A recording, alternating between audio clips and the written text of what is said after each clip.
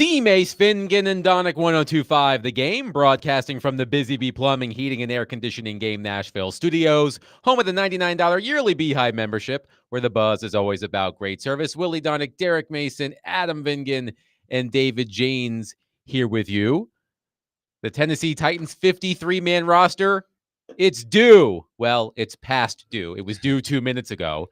I have not seen an official tweet yet, but we will. I'm sure we'll get it pretty soon here. We wait with bated breath the Tennessee Titans 53-man roster. But let's not bury the lead here, guys. The biggest news of today is not the Titans 53-man roster, which we will discuss momentarily. It is not Travis Kelce and Taylor Swift's engagement. It's Arlo Vingan's 4th birthday. Woo! Happy birthday, Arlo! Happy birthday, Happy bud. birthday, Arlo. Love you. How dare Travis Kelce and Taylor Swift upstage my son's 4th birthday? How dare you? We will boycott them. Shame on all We of will them. boycott them. We Yes. We happy. don't recognize their Yeah. We soon-to-be don't wedding. recognize their music. We're going to cancel. I'm We happy. canceled them. I'm happy for them. I love, but I love my son more. Yes. So happy birthday, buddy. That's the news story of the day. You can react to my son's birthday at 615-737-1025. Our phone and text lines are driven by WilsonCountyHunted.com.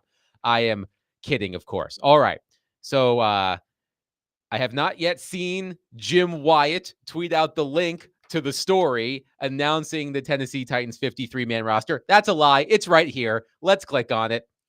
The Titans part ways with 20 players ahead of today's deadline while placing running back Tajay Spears on injured reserve, designated for return. That is the headline. So here are the players who have officially been released by the Tennessee Titans. Linebacker Brian Asamoah, defensive back Kendall Brooks, tight end Drake Dabney, offensive lineman Jalen Duckin, outside linebacker Ali Gay, defensive tackle Cam Horsley, running back Jermar Jefferson, wide receiver Mason Kinsey for the 18th year in a row, running back Jordan Mims, tight end Thomas Odukoya, defensive lineman Isaiah Rakes, I believe, wide receiver, sorry guys, Xavier Restrepo, offensive lineman Andrew Rupchich, and tight end Josh Wiley. Terminated vested veterans, offensive lineman Brendan James, linebacker Blake Lynch, defensive back Amani Oru, not going to be here anymore. Wide receiver James Prochet, quarterback Trevor Simeon, defensive lineman Carlos Watkins, and placed on injured reserve running back Tajay Spears. So over the course of the day, various reporters were tweeting out the cuts. And I think, Derek Mason, the one that caught most Titans fans by surprise was James Prochet. A lot of Titans fans felt that Prochet would have a role on this team, particularly on special teams, but that is not the case because he was among the vested veterans who have been terminated, which is a very strong word for being released, but they have been terminated. Yeah, I mean, it was going to be an uphill battle for him. And you would have had to assume that, the 2 rookies were going to be on the roster. If they showed anything, they were going to be on the roster. You figured Calvin Ridley, Jefferson, and Lockett would be on the roster more than likely. Calvin, because he's been here already, he's the big ticket guy. But Jefferson and Lockett, they brought them in specifically to play the 2 and the 3 role. So what was left was, 1 or 2 other spots, really 1 other spot. And I thought that James Prochet did enough. But I believe they like Bryce Oliver. Bryce Oliver is a guy, he's been in their system before. He was there last year and he showed promise last year. So they saw some more development in him. So they would rather take a guy like that, a young guy, rather than a veteran guy. I don't know how long Prochet's been in the league. What has it been? 7, 8 years, somewhere about 7 years, somewhere around there.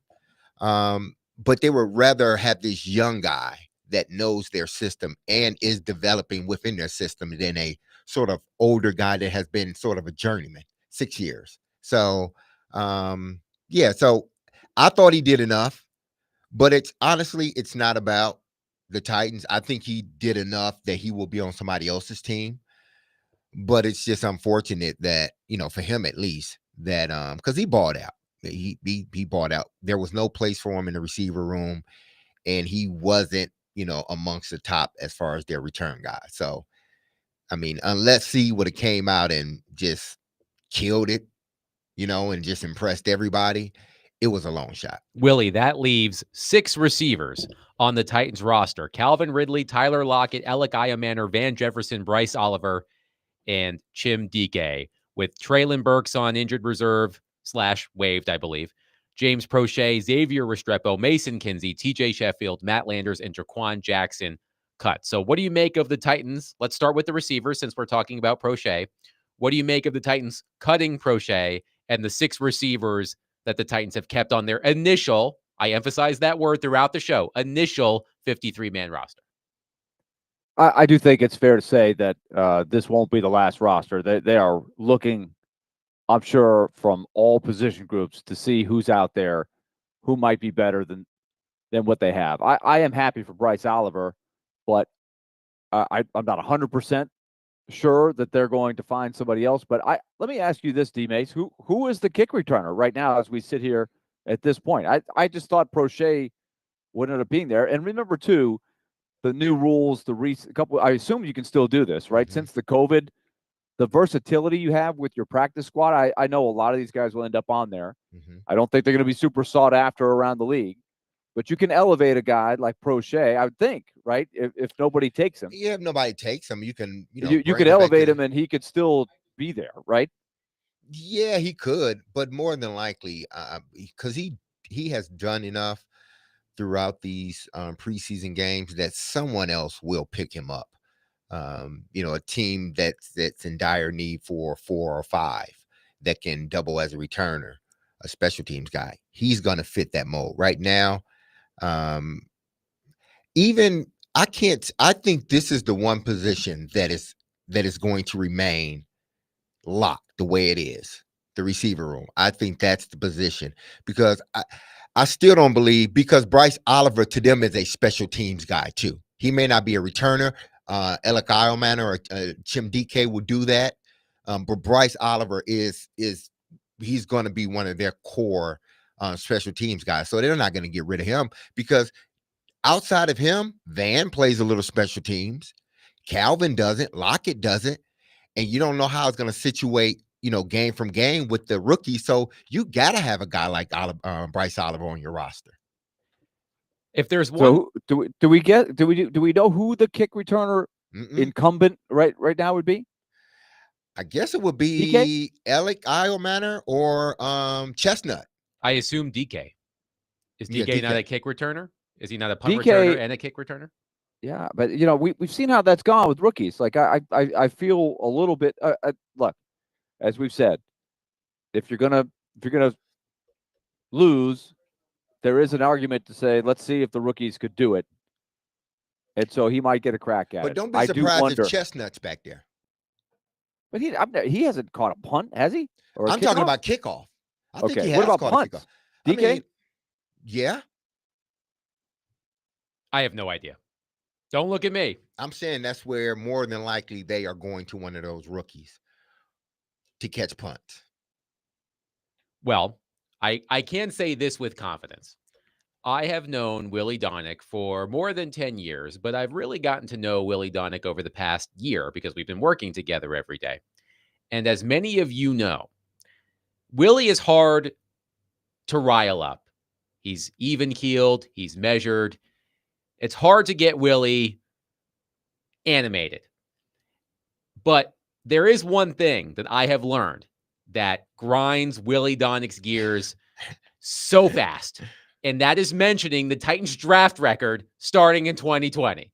If you bring that up, you are bound to get fired up Willie Donick. And after today's news, let's pour one out for the 2023 Tennessee Titans draft class. First pick, Peter Skoronski, feeling pretty good about that right now. Second pick, Will Levis. Tajay Spears, out for at least the first 4 games. Consistently injured last season. Josh Wiley, gone. Jalen Duncan, gone. Colton Dow, gone. So 6 players taken in that draft class. Titans got 1. one worthwhile player out of it. Willie Donick, your thoughts? Well, I got riled up yesterday on the show. Not blasting them for having poor drafts, because that's obvious, right? It's pretty obvious that the jury is out on pretty much all of these players. And I'll get to what grinds my gears and gets my blood boiling in a second. But with these moves today, essentially in 4 drafts, and look, we hit this yesterday, right? This has become a hot topic today on this Twitter sphere. Let's pat ourselves on the back because we were bringing this to your attention. I was bringing the 20 to 22 drafts all of last year because, D-Mace, and Adam, you were in on a lot of this. The microscope that Rand Carthon was under, he was not responsible for the 20 through 22 drafts. So Rand's first draft is 23, and congratulations to Rand. That graduating class is not really adding to much here. So you have 4 drafts that has yielded Peter Skoronski, who I think is tracking to get a second contract. Then you have Roger McCreary is probably the next best guy, who may or may not get a second. I was surprised to hear you say this, D-Mace, yesterday. You weren't sure if they're going to sign him to a second deal. If it is, it doesn't seem like it's going to be a blockbuster deal. But defensive backs are always, going to get a deal. It's just whether they want to invest in him. So that's a maybe. Then you got Chig, who people are very underwhelmed with. He'll flash the brilliance. Are they going to keep him around, especially if they've got Helm and that? I don't know. So you have 4 drafts that have Skoronski and then 2 other guys who you're not really sure if you're going to keep around or not. That's it. So what gets me going, what gets me upset is when people start saying, well, Brian Callahan's got to show development as a coach and all this. How are you supposed to win when you got 4 drafts that yield Peter Skoronski, Chigakonkwo, and Roger McCreary, and that's it? Those are the 3 best players you have. That's what really gets me going on that, when you assign blame. And I got upset when people were tagging Rand with the roster when he inherited the 20 through 22 drafts. That was John Robinson that drafted all those guys. No, you're right. And this team is going to be digging out of that hole for a very long time, or climbing out of the hole, for a very long time.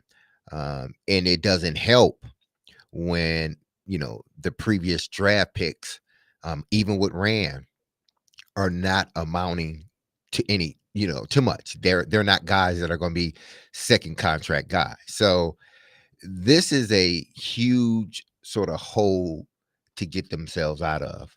And that's why, when you talk about Brian Callahan and his job security, I think that's one reason why Amy didn't want to fire him the first go around, because it's like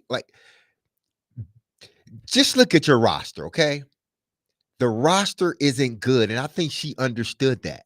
Like, this roster, anybody that she would have brought in here would have struggled the first year with this roster. It was from that point moving forward now that they need to give him they need to show some type of patience with him. But yeah, he's going to be, the bad part about this, Willie and Adam, is that he may get fired because of a roster he didn't put together.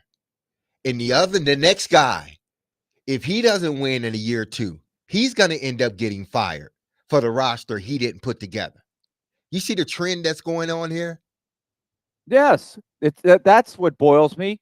That gets me going. Like you were saying, Adam, I don't get riled up that much, but that really disappoints me when they can't see that it doesn't matter. You could, I'm up here in Ohio. Pick your greatest coach from Ohio: Woody Hayes, Bo Schembechler, who of course grew up in Ohio and then went to Michigan. Pick whoever you think is the legend. Paul Brown, the best coach, Vince Lombardi, whoever you want to say. You can't win when you have no players. They have no players, and they have assigned blame and cleaned house 3 straight years. But I do feel for Callahan. And I'm not telling you that Callahan is the greatest coach. I don't know. But he has been handed a deck of cards that is really tough to deal with. And if you're expecting him to look good while this is going on, I don't know that that's possible. And Cam Ward can't just save everybody right now, I don't think, right? So it's going to take some time. As long as they understand that, they have a chance to rebuild. And it's okay to say the word rebuild. I know it's the NFL, but I don't think some people realize that. This team, Nick Saban said something I heard, and he said it years ago, but I ended up hearing it the other day. He was talking about a high school coach of his, and he got a chance to call plays, meaning Nick Saban, because he was the quarterback, and he got down to the line of scrimmage, and it was fourth down somewhere around there, and coach called timeout. He said, "Hey, what play you want to run?" And he told him about the two players. He said, "I just want to run a play, play to get in." He's like, "Okay," ran a play, it worked. But then he came back and he said, in crucial moments like that, it's not about plays you're thinking, it's player you're thinking. Yes. And the Titans, in crucial times, they didn't have player that they, outside of Derrick Henry, at least for the last 2 years, outside of him, they haven't had a player that they can go to at a crucial time. And that's saying a lot, because those drafts were supposed to yield players like that, like getting into their third or fourth year. And you're thinking, okay, it's not about which play I call, it's about a player. Look at Puka Nacua. It's the scheme, yeah, but they think player too. Who's going to make that big play? Oh, we got enough of them. The Titans don't have enough of them. 615-737-1025. Your reaction. We will take it all show long to the Titans' initial, I emphasize that word again, initial 53-man roster, which has been released within the past 20 minutes. 615-737-1025. We will take your reaction. Coming up next, also later today on ESPN 94.9 The Fan, the Nashville Sounds take on Charlotte at First Horizon Park. First pitch is at 6:35. Coverage is also available on the Game Nashville app and at theGameNashville.com. Sounds Baseball on ESPN 94.9 The Fan is presented by Twin Peaks and Family Leisure.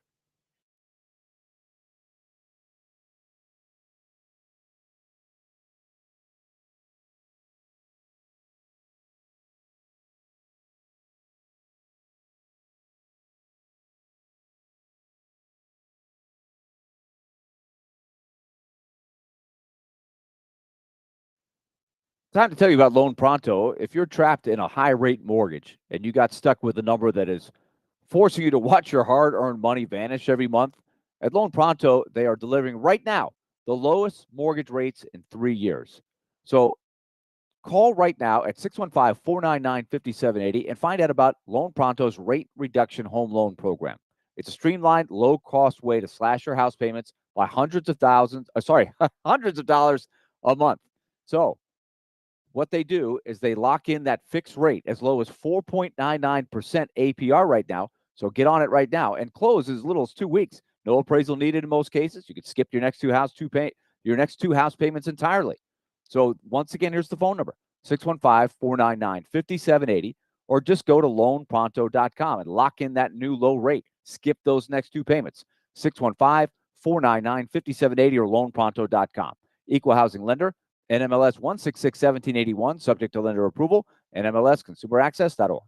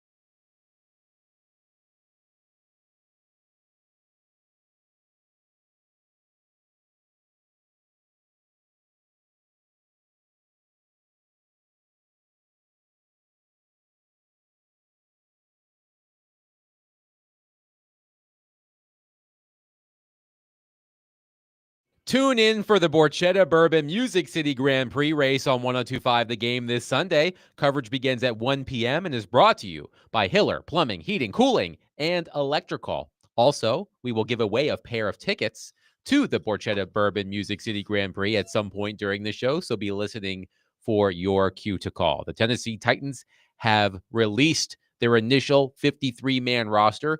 As you all know, the Tennessee Titans have number one priority on the waiver wire. So the roster you see today probably isn't going to be the roster you see tomorrow. But just keep that in mind.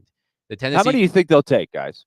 I asked that to Teron yesterday. What do you guys think the over/under is on how many waiver wire pickups there are?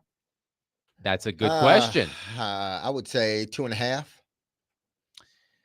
I agree. I would take over. I think it's going to be at least 3.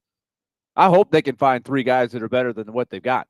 Yeah. Honestly, Mike Herndon of PaulKaharski.com did this exercise. He looked at the average number of players claimed off by the top waiver spot over the past 10 years.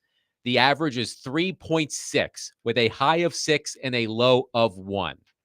That according to Mike Herndon of PaulKaharski.com, an average of 3.6 players claimed by the top waiver spot over the past 10 years. Oh, so I guess my 2.5, at least for the Titans, we can make it 2.5. Does that change your answer, Willie? Look, I'm looking at it from a macro perspective. I would be scouring to see if I could find upgrades from rosters who are a little bit more loaded and have drafted better.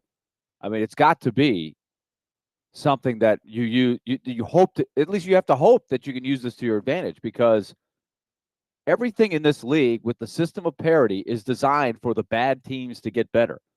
This is one of the tools.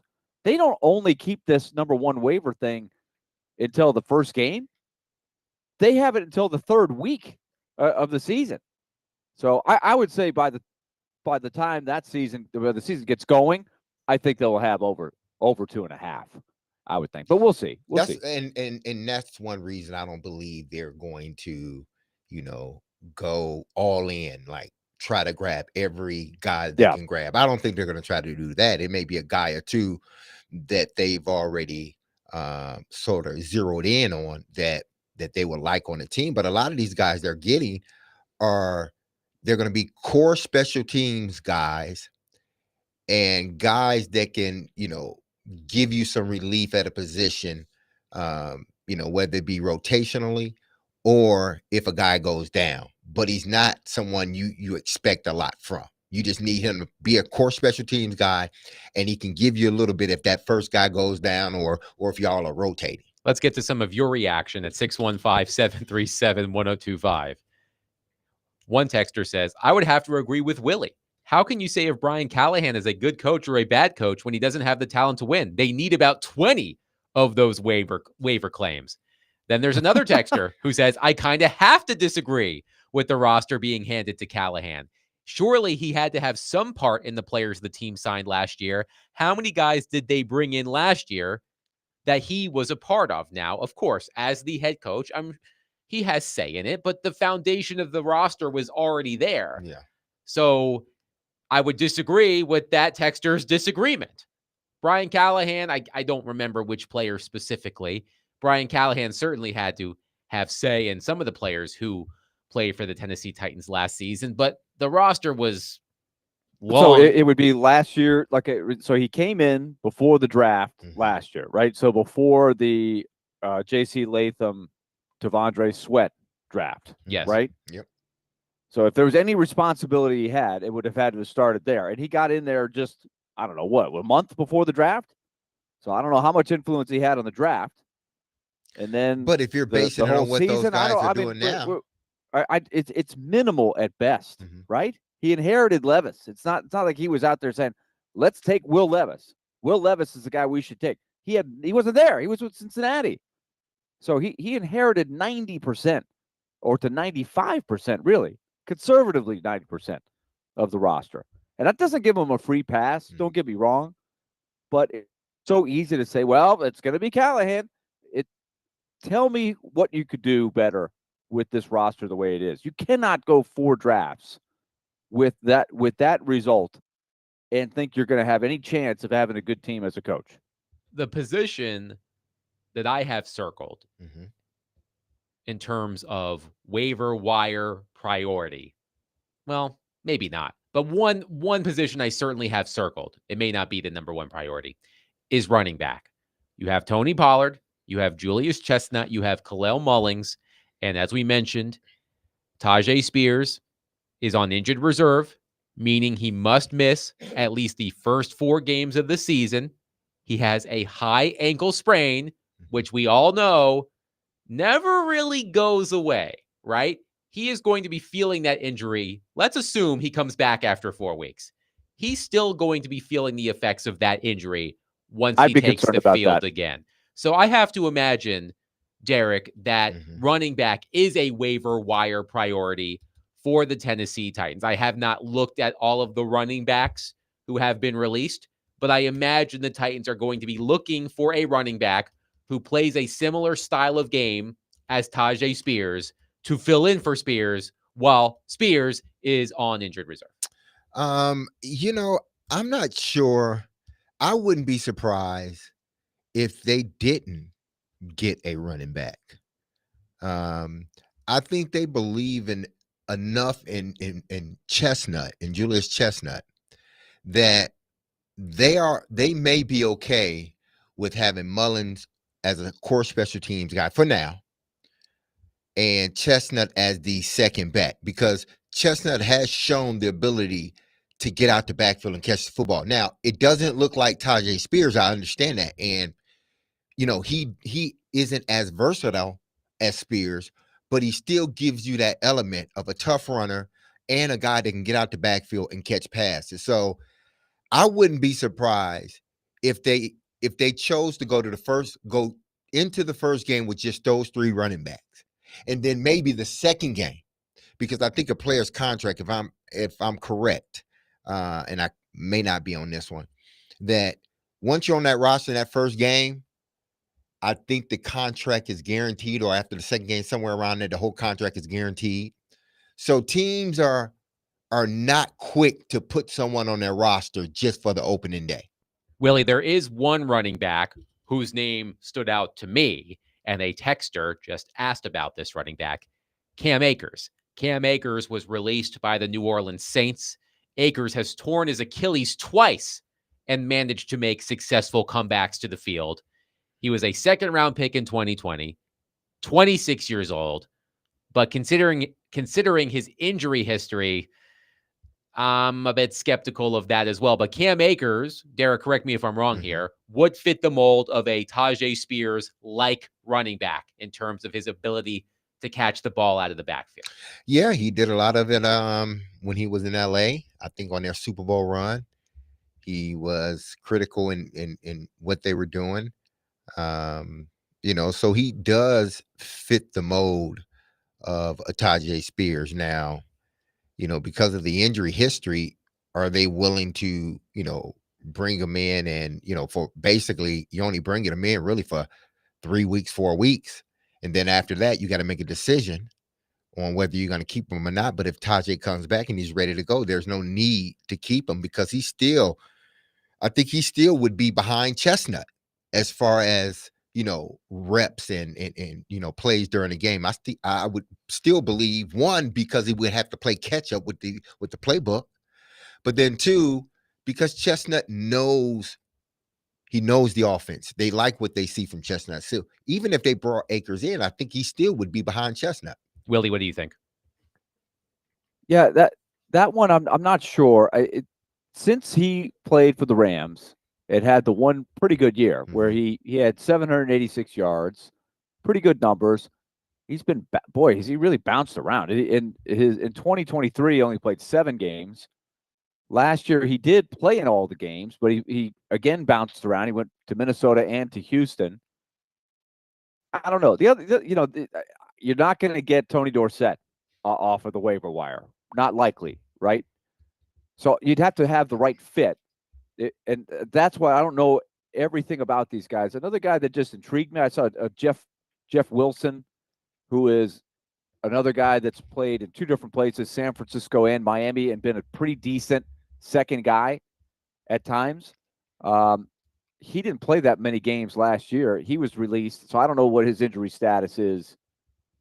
So I don't know. I want to know what the other options are before I weigh in on that. I was curious about Brian Robinson, right? It only took a 6th rounder to get him. He's not very explosive. That's Yeah. the issue with Brian Robinson. Perhaps one of the least explosive running backs who saw regular time in the NFL, if I recall correctly. Fair, but he has a decent amount of production to his credit. So I agree. It's if it's close and you think Chestnut might be better, you might just say, look, let's just see what Chestnut could do. We've never really given him a chance for extended periods of time to see if he can do it. I don't know if Mullings can do it, but you have the luxury of waiting a week or two just to see, right? Because like you were saying, D-May, some veterans get let go after the first. Is it what after the first week or? I know the rule you're talking about, but sometimes there's that second wave of, we don't want to guarantee this veteran's contract after this, so let's just let him go. And you might have an opportunity there to find somebody. Yeah, so I just think that, and again, they may choose to go out and get a running back, in this first wave of free agents that will be out there that they think can, help this ball club. But if they don't, I don't think it would be a big thing. I think they need to address some other areas. One in particular, I think the defensive back area. They need to address that. You can never have enough offensive linemen and D linemen. You need a swing tackle. So I think they have more pressing needs on this roster when it comes to potential free agents than the running back position. I tend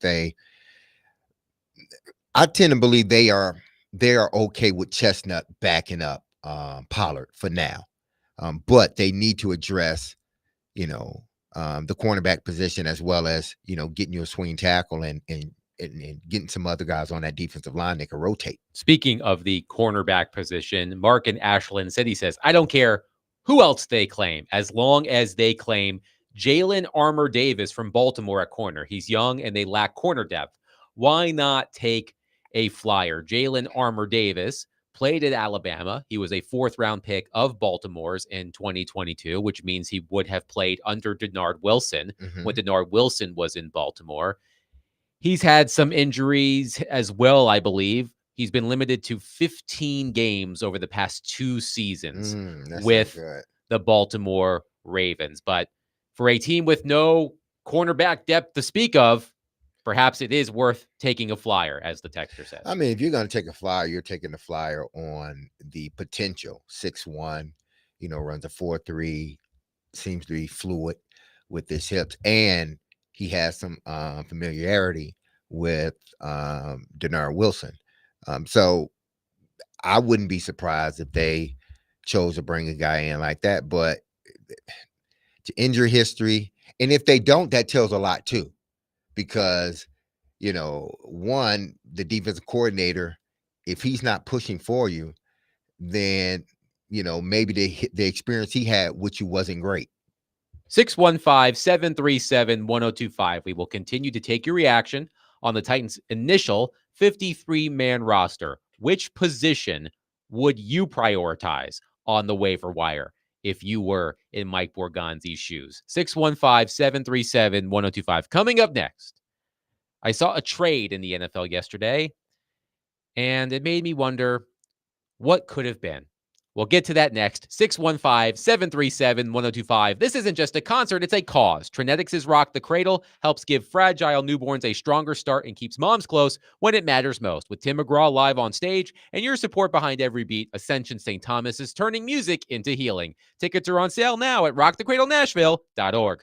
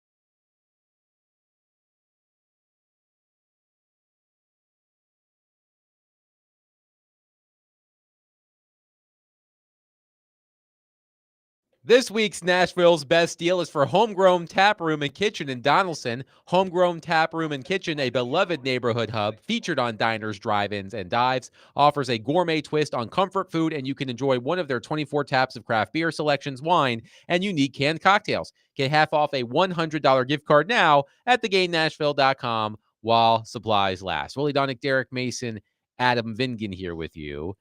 Yesterday, the Las Vegas Raiders traded for Kenny Pickett. Remember, the Cleveland Browns had Joe Flacco. They had Kenny Pickett. They had Dylan Gabriel. They had Shedeur Sanders. And there were reports that the Cleveland Browns were comfortable carrying 4 quarterbacks. That turned out to be incorrect. The Las Vegas Raiders needed a backup quarterback after Aiden O'Connell fractured his right wrist in the Raiders preseason finale. So the Las Vegas Raiders ponied up a 5th-round draft pick to acquire Kenny Pickett to back up Geno Smith in Las Vegas.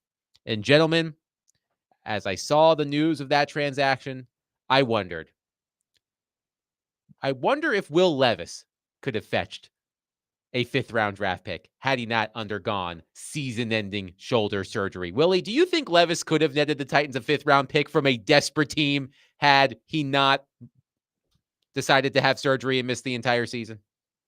I'd be skeptical. Now, correct me if I'm wrong. Did I not see this? Wasn't there a little bit of a twist, like a 7th for a 6th in there too, with Pickett?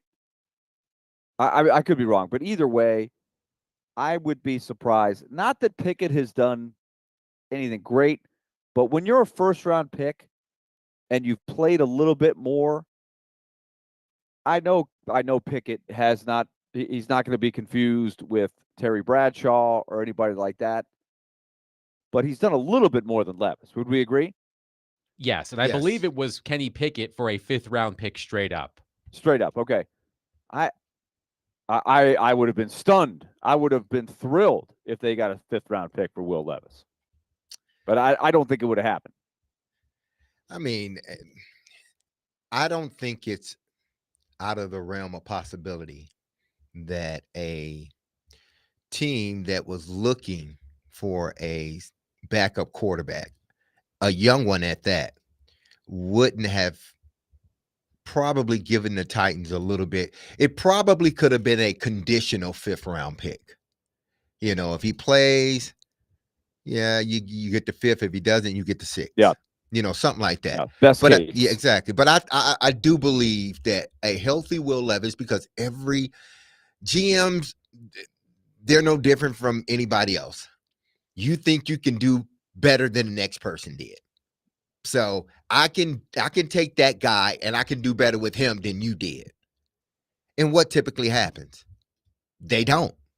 You know, but there are GMs that are going to think with Will Levis when he gets healthy. I'm telling you, when he gets healthy and they start seeing film of him throwing the football around, there's going to be a GM either before the draft or after the draft that didn't get their quarterback that may offer a 5th-round pick for Will Levis.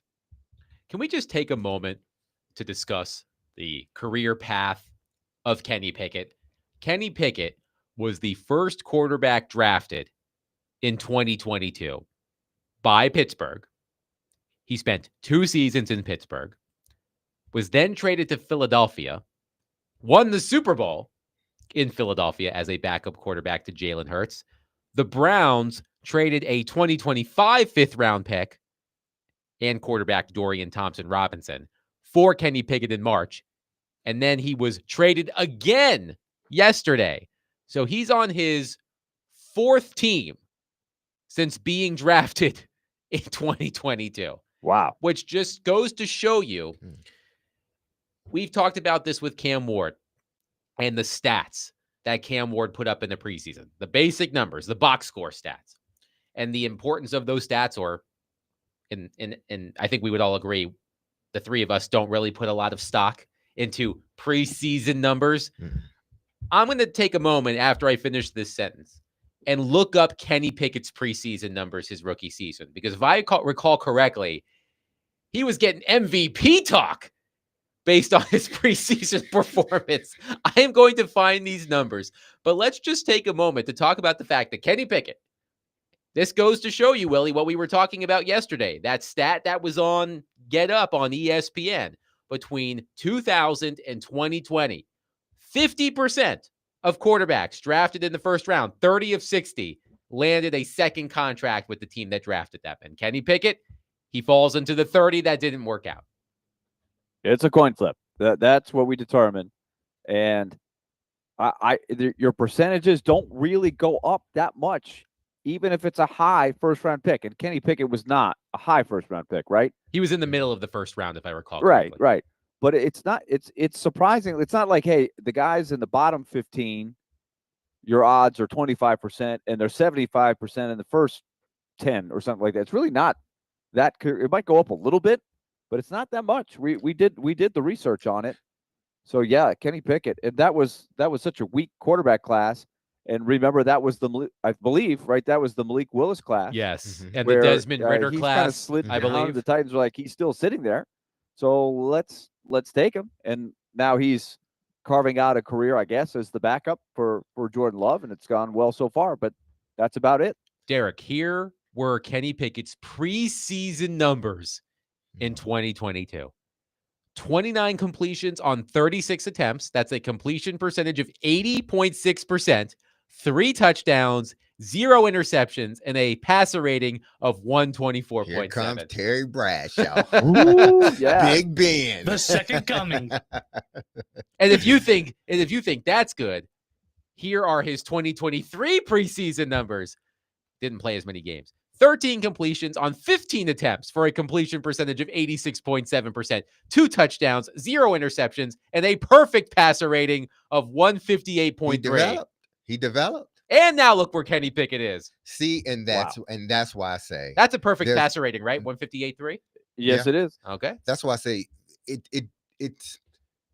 it's nothing to take a flyer on a 5th round, giving up a 5th round pick for a quarterback that you believe has the tools to go out there and play that position. And you believe you are the person that can develop him and mold him into that type of quarterback. So giving up a 5th round, you say the first rounders are 50%.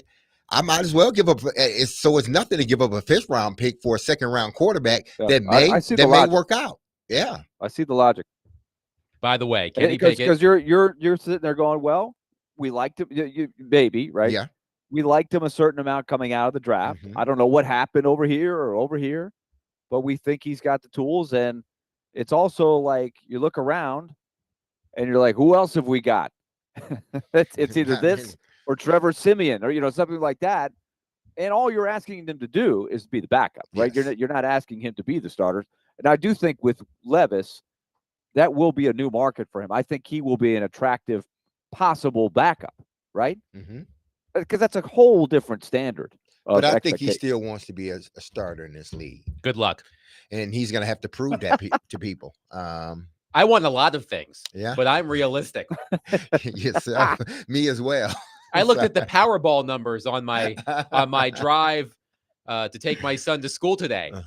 You wanted that money. I believe it's like $815 million. I would love that amount of money. I'm being realistic. Will Levis, you should also be realistic. But Pickett at least. So you're basically saying your odds of winning that and Will Levis's odds of getting a starting job are basically the same. No, to be fair to Will Levis, he has better odds of being a starter in the NFL than I do winning Powerball, but not by much. By the way, Kenny Pickett does have a winning record as a starter in the NFL. He is 15-10 as a starter. That will go a long way. Versus 5-16 for Will Levis. Man, it's misleading. Yeah, his numbers aren't great. Remember, Vince Young was living off of that for a long time. His numbers aren't great. 4,765 yards, 15 touchdowns, and 14 interceptions. 62.4% completion, but 15-10 as a starter. That will get you a backup job, though. That will put you in a really good market for a backup. Yes. Position. I am convinced that if everything had played out the way it has, with Aiden O'Connell suffering a fractured wrist in the preseason finale and the Las Vegas Raiders desperate for a backup quarterback. I think the Titans could have gotten the fifth round pick for Will Levis. I think that they probably would In have this taken Will specific Levis situation. over Pickett. Really? Yes. You do? Okay. I think they would have taken Will Levis, try to facilitate a trade with Will Levis over Pickett. I think so. Really? You think Yes. that little of Pickett? That's interesting to me. He's Because here's he's the not a other good the other quarterback. part. The other part that is in the back of people's mind, probably, right? Somewhere in there is that it is a little bit of the lottery ticket, right? You bring up the Powerball, Adam, but it is like, hey, Sam Darnold, Baker Mayfield, you can go through the list. There are guys who get thrown to the scrap heap who were once good prospects that failed miserably, crashed and burned, and do resurrect and become pretty good quarterbacks. The late bloomers, and your scouts are probably telling you and selling you on, look, I've seen him. He's not. If we could use him right, we can get the most out of him. He's learning. He's maturing. There are a few of those guys, but they are like lottery tickets.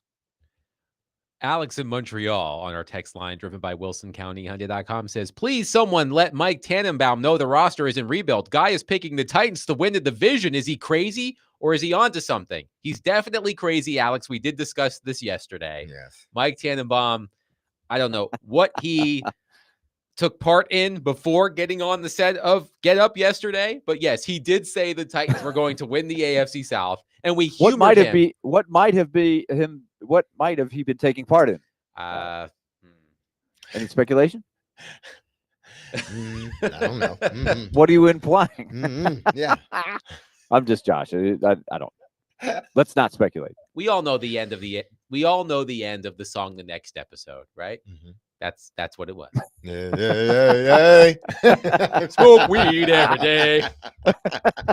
This is not an endorsement of that particular no, not at all thing, but who knows? 615-737-1025. Let's stay on the quarterback topic for a moment because a lot of quarterbacks have been released around the NFL. Should the Titans consider claiming any of them? And this doesn't necessarily mean as the backup replacing Brandon Allen, but maybe as a sort of project. We'll discuss that coming up next. 615-737-1025. Willie Donick, Derek Mason, Adam Bingham, 1025 The Game.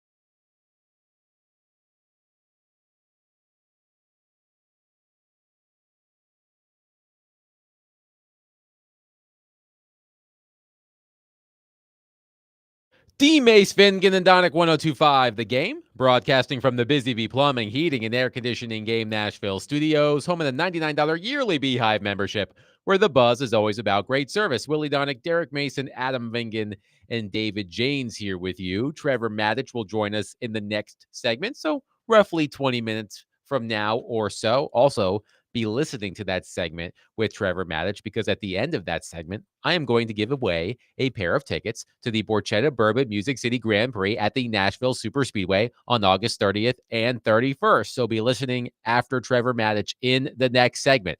Some breaking news in college football during the break.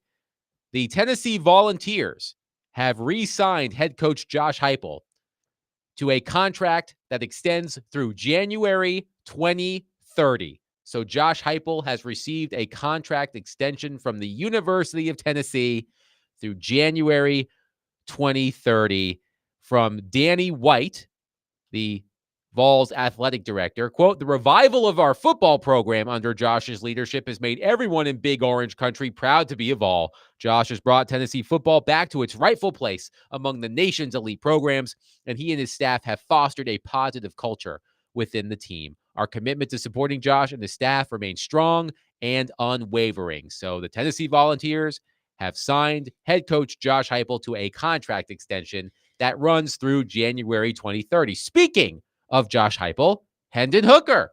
And by the way, Robbie and Rexroad this morning was roughly 2 hours and 15 minutes of Joe Rexroad arguing with texters about Hendon Hooker. So I knew as soon as I saw that news yesterday, and we discussed it at the top of the show, I thought to myself, can't wait for Robbie and Rexroad this morning. And it did not disappoint with Joe Rexroad getting into arguments with the texters. What was the gist of the argument? You give us the short version. Well, Derek has talked about this point before, about how Josh Heupel, is it specifically Josh Heupel or Tennessee? It's the offense. Okay. It's the offense. It has nothing It's to Heupel's do with offense. Tennessee. Heupel's offense is not conducive to developing offensive players to make it to the NFL. Do I have that right? Yeah. Okay. They're not developing you for the NFL. And I get it. That's not my job. My job is to win football games. But if you're a quarterback and if you're a quarterback and your expectations or your dream is to make it into the NFL and to be a first round pick and develop into a great quarterback, you may not want to go in that offense. But this offense is good for putting up numbers and putting you in position to potentially win the Heisman. That's what this offense does for you. One texter, by the way, says that Heupel thing is so funny. They are going to fire him at the end of this year. The season is going to be that bad. I don't think he's going to be that bad. He's averaged 8.5 wins per season since he's been there, with the high of, I think, 11 wins. I don't know what the over-under for wins 11 wins for Tennessee is this second year. So I just think this offense isn't development friendly for the NFL. It allows you to put up a lot of numbers, as well as the receivers.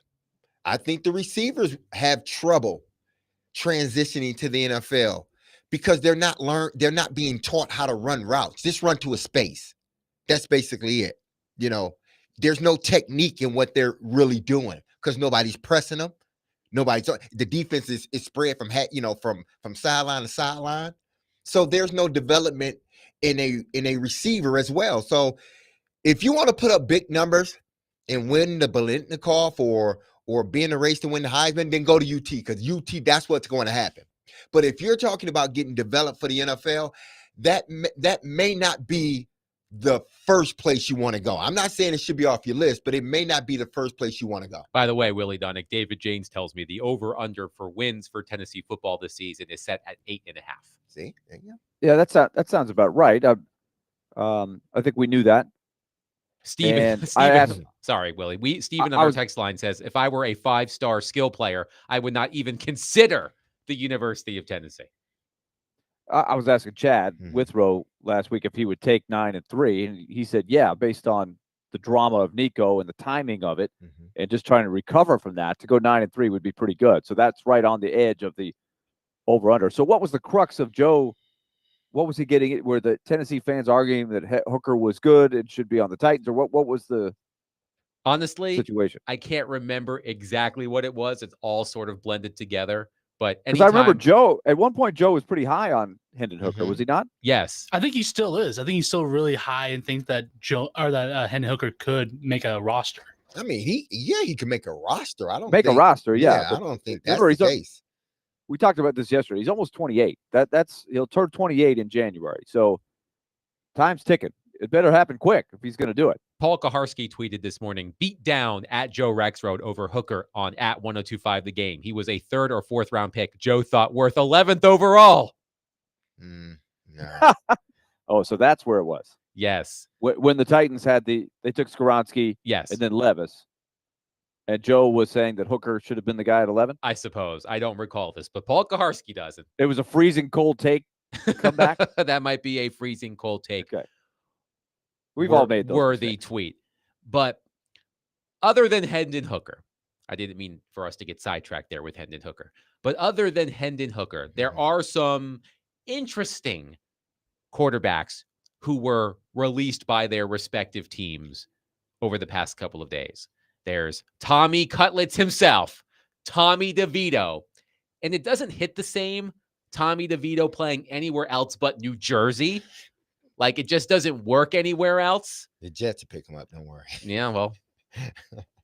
Tommy DeVito is out there. Kyle McCord, who was a 5th round pick of the Eagles, I believe, in this most recent draft. He was released. Jake Hayner was released in New Orleans, by the way. The Saints announced that Spencer Rattler is going to be their starting quarterback. Ugh. Wow. Number 1 pick incoming in New Orleans. But here's my question for the two of you. We'll start with Willie and all of you at 615-737-1025. Should the Titans consider claiming any of the quarterbacks who were released around the NFL? And I am not saying necessarily to back up Cam Ward, but the Titans only carried 2 quarterbacks on their initial roster, Cam Ward and Brandon Allen. Trevor Siemian was released. So would it make sense to pick up a Kyle McCord, for example, or a Jake Hayner, one of those types of quarterbacks, as the 3rd/developmental quarterback? Willie, what do you think? Okay, so to keep him as a 3rd, if I could put him on a practice squad, I think I'd be open to, I think you'd like to have a 3rd guy there. Would we agree? And I'm not smart enough to tell you who it is, who's the best. Could be somebody that's got a background with Callahan or Callahan's offense, maybe a Bengals person, or even before that, he's been in a couple of different places. That would be my thought. You have room on your practice squad now for a lot of guys, so it makes sense that you would have a quarterback there. Yeah, I don't think they are going to, or even in a rush to add another quarterback to the active roster, because if you get past, if Cam goes down, everybody knows the season is done anyway.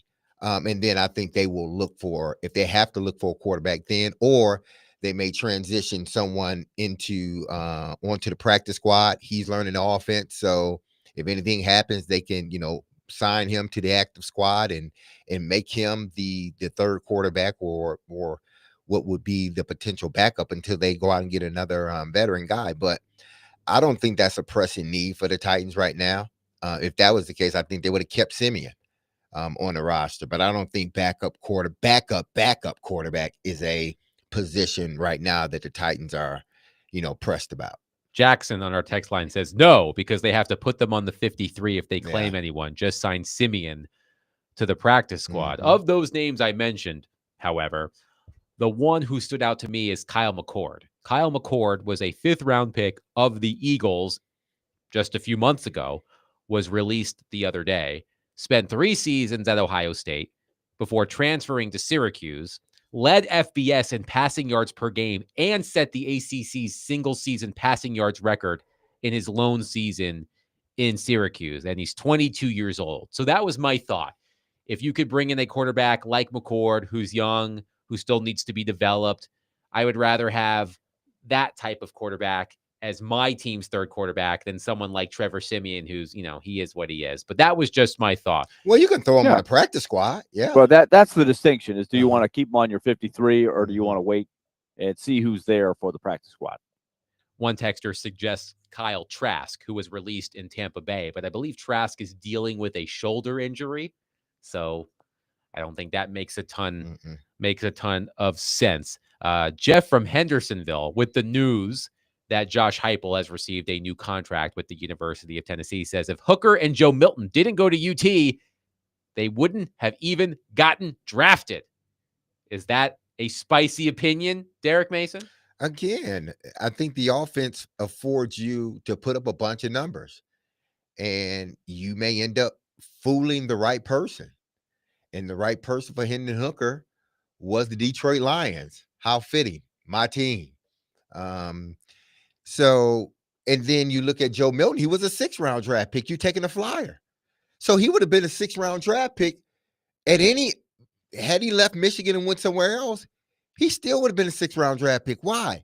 Because of the potential they see in him. Big frame quarterback that can throw the ball through a building, that has some speed to him, but he's raw. He just needs to be refined. How many people wouldn't have taken a chance on that? Even if he had not played at UT. A lot of people would have. They took a chance on Richardson in the 1st round, and he was nothing but Joe Milton. That's just who he is. Hair Metal Henry on our text line says those quarterbacks will be around in week 10. No need to bring them in now. I mean, I do enjoy a cold chicken cutlet. So Tommy DeVito in week 10 may still be good. Who knows? Well, one of the things we're going to talk about later is, can they, we're going to hit the question philosophically, can they keep Cam Ward on the field? But we have seen seasons, Jake Locker comes to mind, Marcus Mariota had his share of injuries. Sometimes you end up looking around and Tommy DeVito and the Cutlets start looking pretty good about week 10 or 11 because you just don't have a live body. Some guys get a chance because it's absolutely an emergency situation, right? A room temperature cutlet. Still good. Yes. I like a good room temperature cutlet. Jared from Spring Hill on our text line says, so with the consensus now, more than ever, that this team is in a rebuild, are we just going to accept that Cam Ward was gifted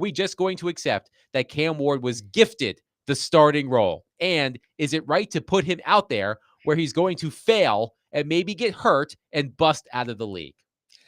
I don't think he was necessary.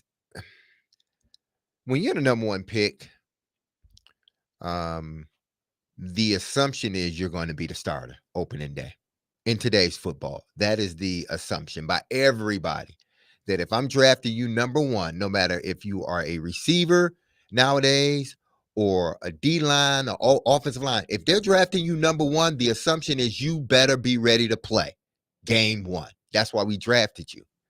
So I'm not going to sit here and say that he didn't have to work for it. I think he did have to work.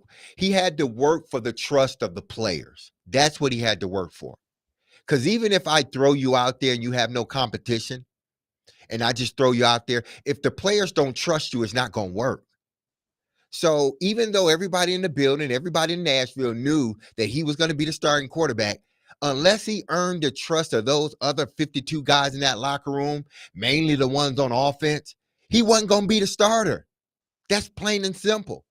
But he did earn the trust of them. And we'll see how it goes in the first game of the season. Off the top of my head, Willie, the last quarterback drafted number 1 overall who did not start immediately was Baker Mayfield. But it was only a couple of games because Tyrod Taylor, who seems to be the starting quarterback placeholder for top quarterback draft picks, wasn't he? He was with Justin Herbert, if I recall correctly. Wasn't he also with Drake May? I'm not sure. He may have been. Or was no, that it was Jacoby Brissett. Jacoby Brissett. Yeah, I'm sorry. Yes. Jacoby Brissett, another one of those quarterbacks. Tyrod Taylor and Jacoby Brissett. Jacoby Brissett is the absolute, those two are cut from the same cloth. Mayfield is the last number 1 overall pick quarterback that I can recall did not start week 1 of his rookie season. I also believe that Jared Goff did not start week 1 of his rookie season either. But Bryce Young did. He did not. If I'm not mistaken, Caleb Williams did. Trevor Lawrence did. Joe Burrow did. Kyler Murray did. Right? I think all of those quarterbacks did. Mayfield and Goff didn't. I believe Winston did. Jameis Winston in 2015. So yes, it it rarely happens. I mean, the days of the quarterback, the top pick quarterback sitting, those days are over. I mean, we've done this exercise throughout the summer, looking at when these quarterbacks start playing. We did the exercise with the second contracts.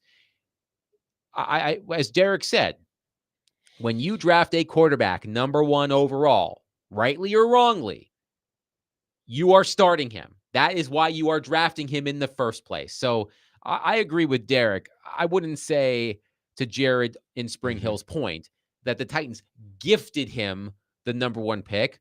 We've gone through all of the reporting, Willie, that Albert Breer and others have done about the things that Cam Ward has done behind the scenes, the 5 o'clock meetings, all of those things, which plays into Derek's point about how Cam Ward had to earn the trust of his team despite being the de facto starting quarterback from the moment he was drafted.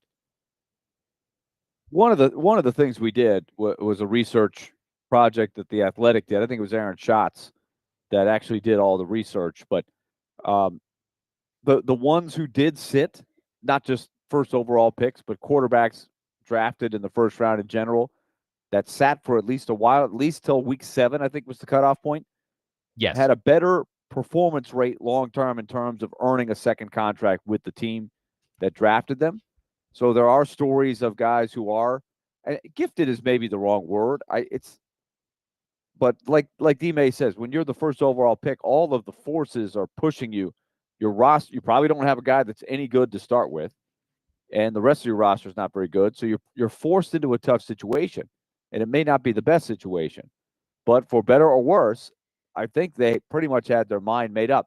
The only thing that might have been something to consider, because Brandon Allen just isn't that kind of guy. Like when they signed him, we were all like, that's not the kind of guy that you could have sitting there to feel good about what you were going to get if you started him for a few games.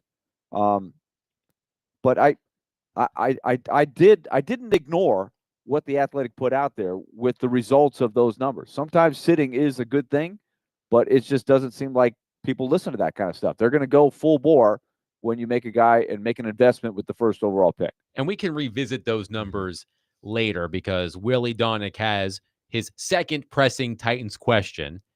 It's about Cam Ward, and we'll get to that after Trevor Maddich, who is coming up next. 615-737-1025. We will get Trevor's thoughts on the Titans' initial 53-man roster and more. That's coming up next. Willie Donick, Derek Mason, Adam Vingan, 1025 The Game.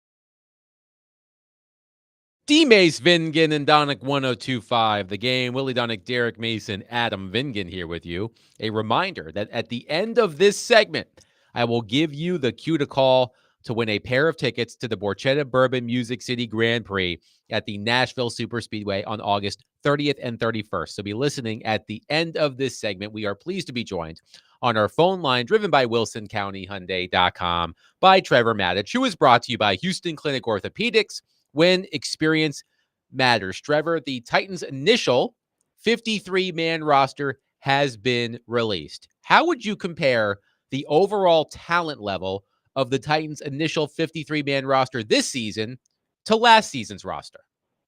Adam, it is an extraordinary improvement.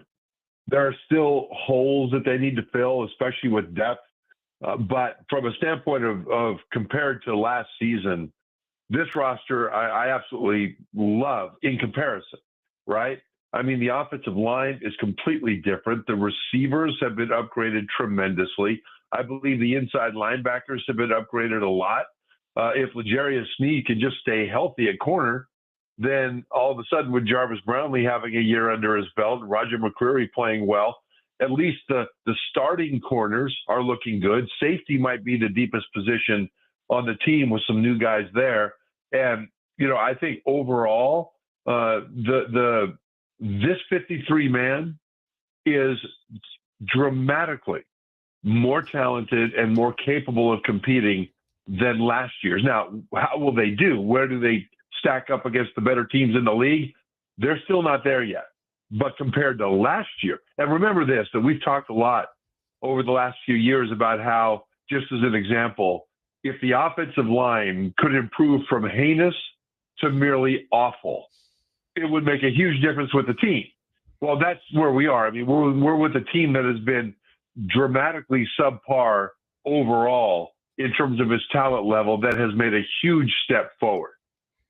Now, Trevor, how do you think this this trio of Peter, Cushenberry, and Zeitlin, how do you think that that's going to work out for the Titans? Because I think it's going to be essential to keep the middle of that pocket, because that's where defenses are going now. They want to push the pocket so the quarterback can't step up in the pocket and deliver the ball. But how do you think those three guys are going to work? You know, I think they'll work together really well. I think there's a good mix there of youth and experience, and I think there's a tremendous amount of hunger as well. Peter Skoronski at left guard came into the league with, he had to have his appendix out before his first year, I believe it was. And then the first couple of years he was in the league, he had such a huge deficit at left tackle, and then next to him at center on the right as him as left guard. So he's got the combination of youth, inexperience, and lack of talent on both sides. And it's really hard to develop as an offensive lineman when you're always trying to block your guy and help somebody else on either side who is beating the guy on either side. And so I think just having a veteran left tackle and a veteran center who are both proven NFL players will help Skoronski. And I see him taking a big leap forward. Lloyd Cushenberry at center is one of the best young centers in the league, but he's got to return from that Achilles injury. And the thing about that is that I hope that they don't push him to come back against, you know, Denver. Certainly, I don't think he'll play against Denver the way we are now, but to come back too soon, because, you know, they play a lot of really tough defenses in the first month of the regular season. And they should not try to rush Cushenberry back because of that and then lose him for the rest of the season, or at least for a few more months. So I think they should slow play Cushenberry. Corey Levin is one of the best backup offensive linemen in the NFL. And I think that they have the luxury of allowing Cushenberry to heal before they put him in. Kevin Zeitler at right guard came in from Minnesota, the Vikings, and he is the kind of a guy that's had just a solid career, just rock solid. And so with him and with Cushenberry, the big keys are just to keep them healthy, to manage their practice time and make sure that their bodies are in good shape. Because while Cushenberry is a young guy, Zeitler is not. Zeitler is, you know, a relatively older guy, but his performance last year didn't slip. I mean, he's still performing at a very high level. So I like the three of those guys inside when Cushenberry gets healthy and as long as they all stay healthy as a group.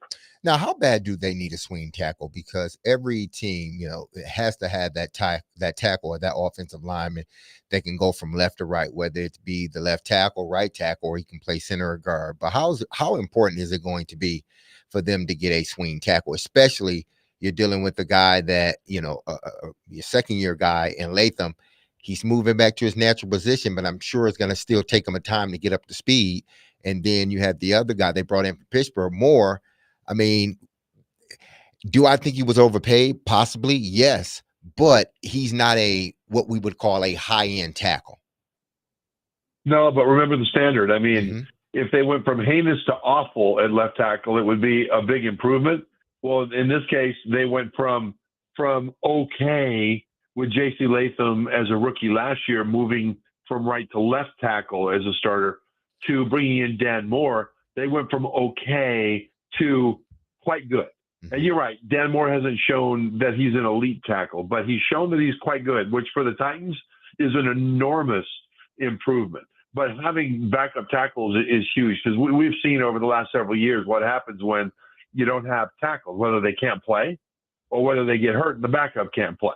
It's been all combinations of that on both sides for the Titans in recent years. And so, having, whether it's one guy that'll swing or whether it's a couple of guys that'll focus in on the left and on the right, it doesn't really matter. I mean, Udo can play both sides. And I think they really like Blake Hansen as a guy that can give them depth at all 5 offensive line positions. There's a lot of value in that kind of versatility. But they've got 3 guys right now out of 11 on this offensive line group that they've carried into today that are listed as tackles, just tackles. That doesn't include hands, that are backups. So I really think they're going to be switching some guys around. I don't think they're going to carry 11 offensive linemen. I really think that, they need to bolster that defensive line. They may add another defensive lineman. There's a couple of places where they might lose one of the 11 offensive linemen in favor of somebody else at a different position to add people that can do more than just back up on the offensive line. Because remember this, that, you've got 11 offensive linemen. Guess how many of them cover kicks? None. None of those guys are core special teams guys. So I don't think you're going to see 11. You'll probably see 9, possibly 10, but I think you'll end up seeing about 9 by the things all said and done. We're talking to Trevor Maddich, talking some football with him on Cut Down Day. And Trevor, I think we are all, even though you're optimistic that they've improved from last year to this year on the roster, we know that with the number 1 waiver pickup, we all have this hope that they can even get better on the margins. It's one of the things of Pete Rozell's parity, right? You get that first pick for a while.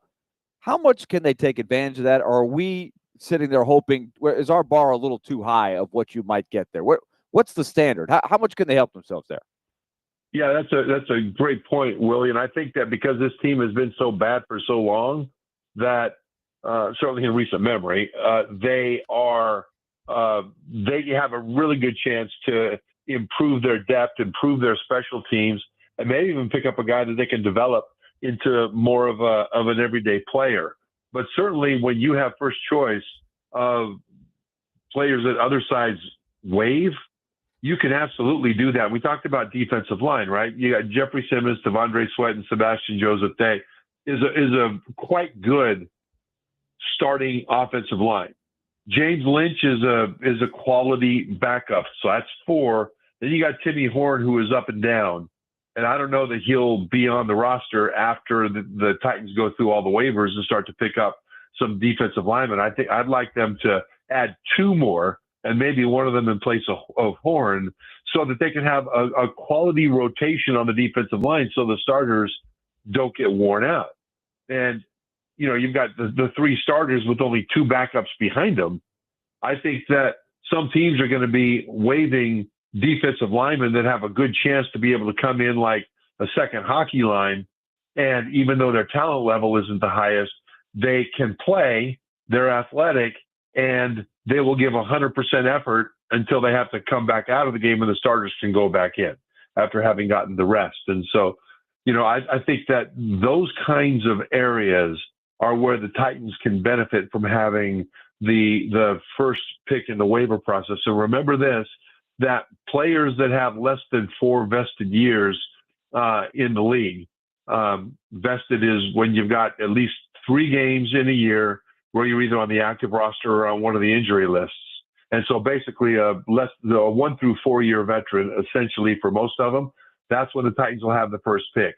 After that, then those players aren't waived, they're just released and they're immediate free agents, and it's not the waiver process. So the Titans will have their first pick of those players that don't have more than 4 vested years, and that's a whole lot of guys.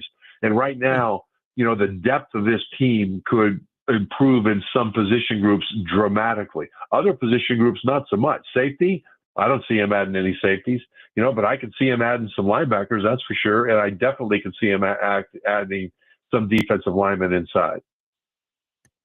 Trevor, one thing we debated yesterday was you just provided some insight. I wish we had you share that with us before we made our picks, but it's a related topic. We're going to hit after you're finished with our conversation today. We're going to throw at our listeners. Can the Titans keep Cam Ward upright and get him through? It would be a victory in my mind if he just made it through the regular season and played 16 or 17 games, because that would mean he's playing well enough to keep the job and they're not beating him up like some of the guys we've seen kind of crash and burn. They just can't get through.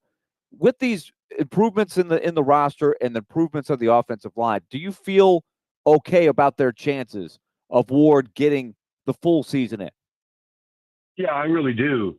And really, this team's success and Ward's success early on will come down to the offensive line and the running backs. This team has to rely on the run. It has to be like the Hogs of Washington's Super Bowl years. Now, they're not that good. They don't have a running back like John Riggins, but I think that Pollard is a really good player, and they keep him healthy. He was really great for this team. One of the few bright spots last year for the Titans. And with the improvement on the offensive line, if those guys can stay healthy, this is a team that has to go old school. It's a team that has to rely on the run, keep the other offense off the field, keep their defense fresh, especially that defensive line of the Titans, and then allow third and manageable on a regular basis and allow play action pass to really matter, because defenders are thinking about the run first. And so Cam Ward, for all the good stuff that he may or may not do, is going to be largely dependent on how well that offensive line can block with the run and how the running backs are able to fall forward and gain an extra yard or so at the end of a run, so that they're 3rd and 2, 3rd and 3 all the time instead of 3rd and 7 or 3rd and 6 all the time.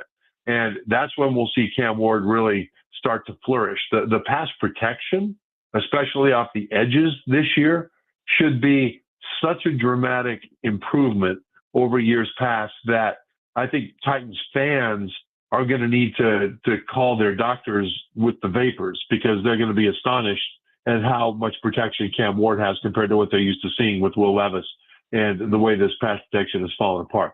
But again, Cam Ward this year might be Jaden Daniels of the Commanders. He might have that kind of a rookie season. I hope he does. But ultimately, the best thing for him is for the running game to go. That will help his protection. That will help everything else. And so as you judge Cam Ward's performance this year, the first thing you want to judge is not the protection. The first thing you want to judge is the running game and what's his average third down to go. Trevor Matich, brought to you by Houston Clinic Orthopedics, when experience matters. Trevor, great stuff as always. We'll catch up next week. Thanks, guys. Trevor Matich joining us here on D. Mace, Vingen, and Donick. 615-737-1025. All right. I told you I have a giveaway, and here it is. Be caller number 2 at 615-737-1025, and you will win a pair of tickets to see the Borchetta Bourbon Music City Grand Prix at the Nashville Superspeedway on August 30th and 31st. That's this weekend. Caller number 2 wins a pair of tickets to the Borchetta Bourbon Music City Grand Prix. 615-737-1025. Willie Donick, Derek Mason, Adam Vingen, 1025 The Game.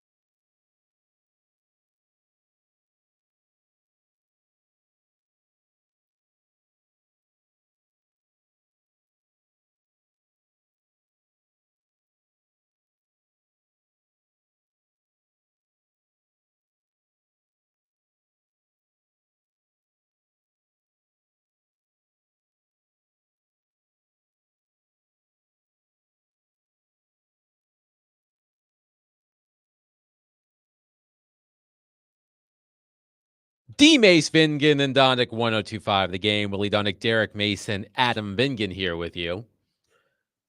There are 9 shows left before week 1, Titans at Broncos. We started this exercise yesterday. Willie's 10 pressing Titans questions. Before we get to question number 2, Willie, let's recap question number 1. Question number 1 was the Titans have had well-chronicled issues protecting their quarterbacks the last couple of years. And Will Levis, of course, the percentages of times that he got sacked was extremely high. It wasn't so bad with the same offensive line when Mason Rudolph was quarterbacking. 2 years ago, when it was Tannehill and Levis, both guys who hold the ball, they gave up 64 sacks. Last year, they cut it to 52, but it was still a big, big problem, especially when Levis was behind center. The league average most years is around 40 sacks allowed. In fact, last year, the Buffalo Bills led the league with only 14 sacks allowed. That was phenomenal. So we put the question out there, over or under 42.5 sacks allowed for the Titans. Can they cut roughly 10 off of last year? And we all chose the over. Mm-hmm. We chose the over. We think they'll be better, but we're concerned about Cam Ward holding the ball. And there's a lot of things, as Trevor was just talking about. If you get behind, if you have to throw, the chances that you get sacked go up. You have to throw more. So that might be a bridge a little too far. But there was some optimism. I think, maybe we should have set it at 44.5. The 3 of us said over, but there were a number of our listeners that said under. That think there's a chance. My thought was it's going to be over 42.5, but under 50. So somewhere between 43 and 49. I think it has to be better. I think they improve in that area, but not as much as the over-under that Willie presented. All right, Willie, it's time for question 2 of your pressing Titans questions. And before you get there, once you hear Willie's question, you can participate as well and answer it on our phone and text lines driven by WilsonCountyHyundai.com, 615-737-1025. Willie, go right ahead. We debated this a lot behind the scenes as to where to set the number. The last couple of years, I have set the number for the Titans starting quarterback at 14.5 games played. 2 years ago, Ryan Tannehill. Last year, Will Levis. Because let's be honest, most years, if the quarterback that you have penciled in as your starter misses more than 3 to 6 games, 3 to 5 games, your season goes kaput, right? So we were asking this, and Ryan Tannehill, of course, could not stay healthy 2 years ago. Will Levis certainly could not stay healthy last year. We also looked at the data of rookie starting quarterbacks and how often they can make it from start to finish. It would certainly be nice and a victory in and of itself if Cam Ward stays A, healthy enough, and 2, effective enough to play all 17 games. But history has shown there are guys that could do that, but there's also guys that just don't get it done for one reason or the other. So we set the bar at 13.5 games this year for Cam Ward. Do you think, listeners, that Cam Ward will play over or under 13.5 games here in his rookie season with the offensive line improvements, with him being the first pick in the draft, etc.? 615-737-1025. Derek, why don't you go first? 13.5 games. Okay. How many did Will Levis get through before he was injured? I think 7 games, 6 games somewhere. Will Levis played 12 games last season, started 12 games, but he was injured in the Miami game, which was early in the season. Was that week 3, week 4? That was week 4. Okay. They went 0-3 to start the year. Right. Right. Okay. So he gets hurt in week 4. So he went a stint of playing, 9 games, or by 9 games. So they were able to keep him upright for 9 games once he came back from injury. And that was an offensive line that was, let's say, not good. Stinky. I didn't want to go there. They were not a professional NFL line. That's what they were not. Or as you said the other day, trash. Yeah, basically that too. But this year, I think there's a vast improvement from what they were last year to this year. I think this is a different type of offensive line. I think they have key spots and they have what they need at every spot. They got a veteran at center that's able, and a backup veteran that's able to be a rock for them at the center position. Then they got a right tackle who's been in the league for a very long time, veteran guy.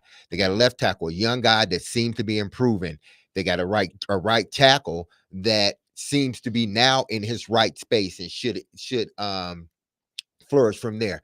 And then they got Moore, who may not be an elite a left tackle, but he is a good left tackle. So with that being said, they have upgraded those positions tremendously from what they were last year. Now, that may not say a lot, but they have. So with that being said, I think Cam Ward, he hasn't had a history of injuries throughout college.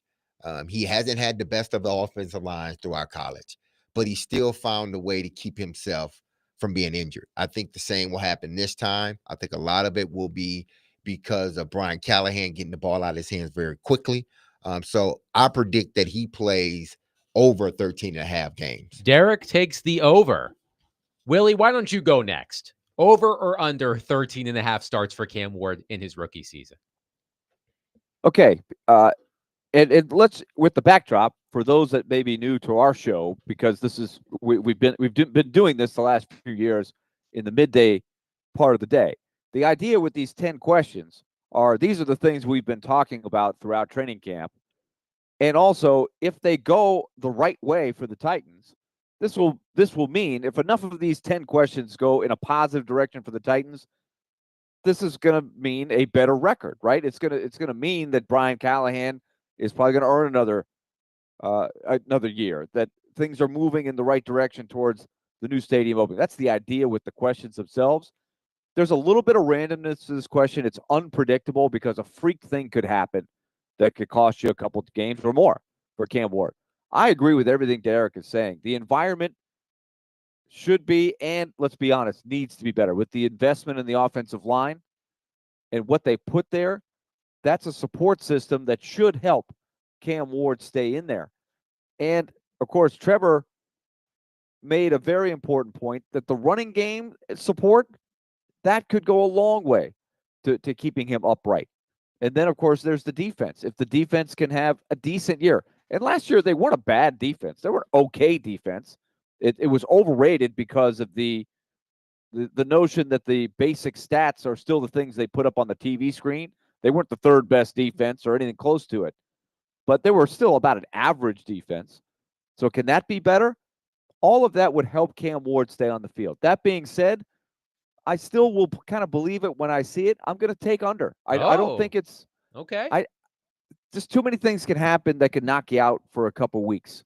So I can't discount the fact that it is possible, as much as we think the vibes are he's doing the right things, that he could get benched or just taken out of the mix for a couple games just to take a breath, even though a lot of teams don't like to do that. That has happened to plenty of rookies over the years. So I'm going to say under 13 and a half, slightly. So Derek is taking the over and Willie is taking the under at the number of Cam Ward starts in his rookie season. Willie set the line at 13 and a half.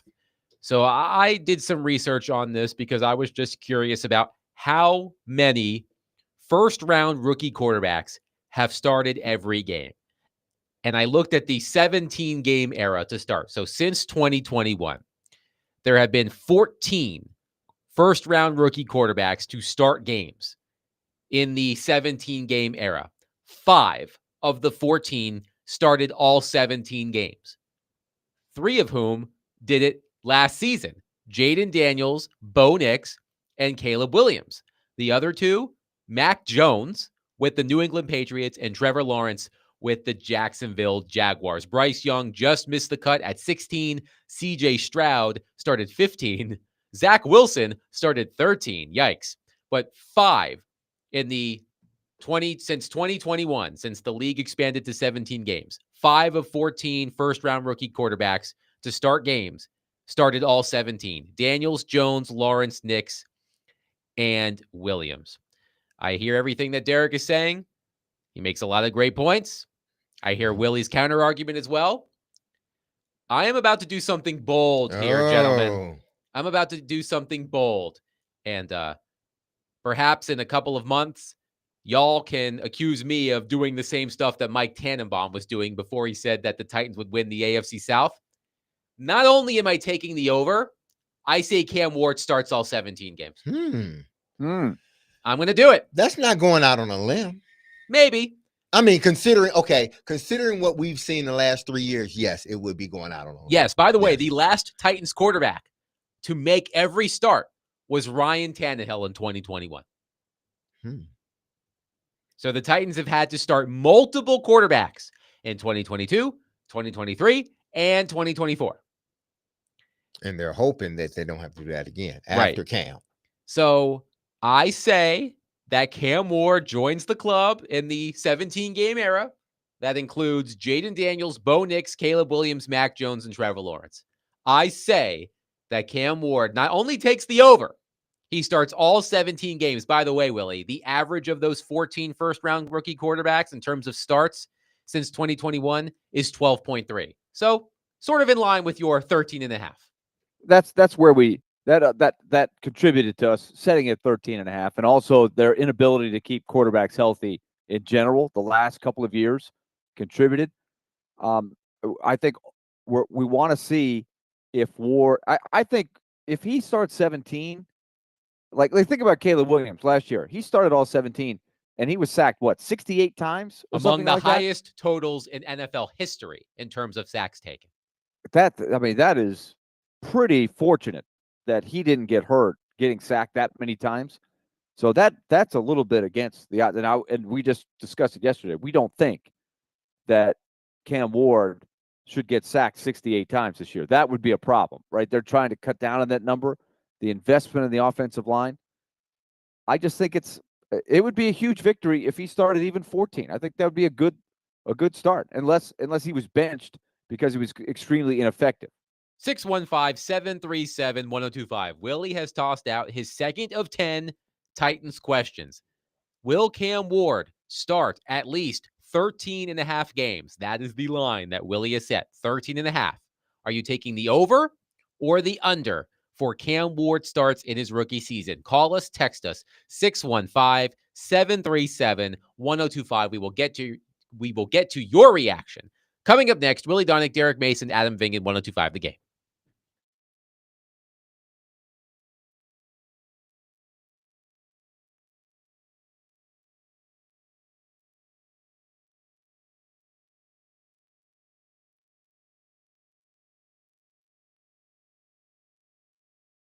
Hey, it's Derek Mason, and if you're thinking about your home curb appeal, don't overlook your garage. It's the biggest opening in your house. That is why I always recommend All Four Seasons Garage Doors, owned by Dan Watkins, this locally run, family-owned business you can trust.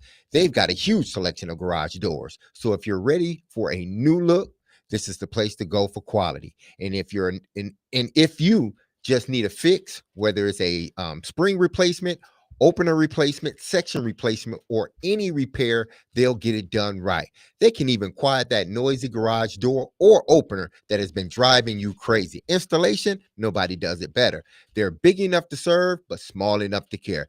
That is why so many Middle Tennesseans trust them with their homes. Check them out online at all4seasonsgarages.com. That's all four, the number 4, Seasons Garage garages.com. That's all 4 seasons garages.com. When trust matters, all 4 season garage doors.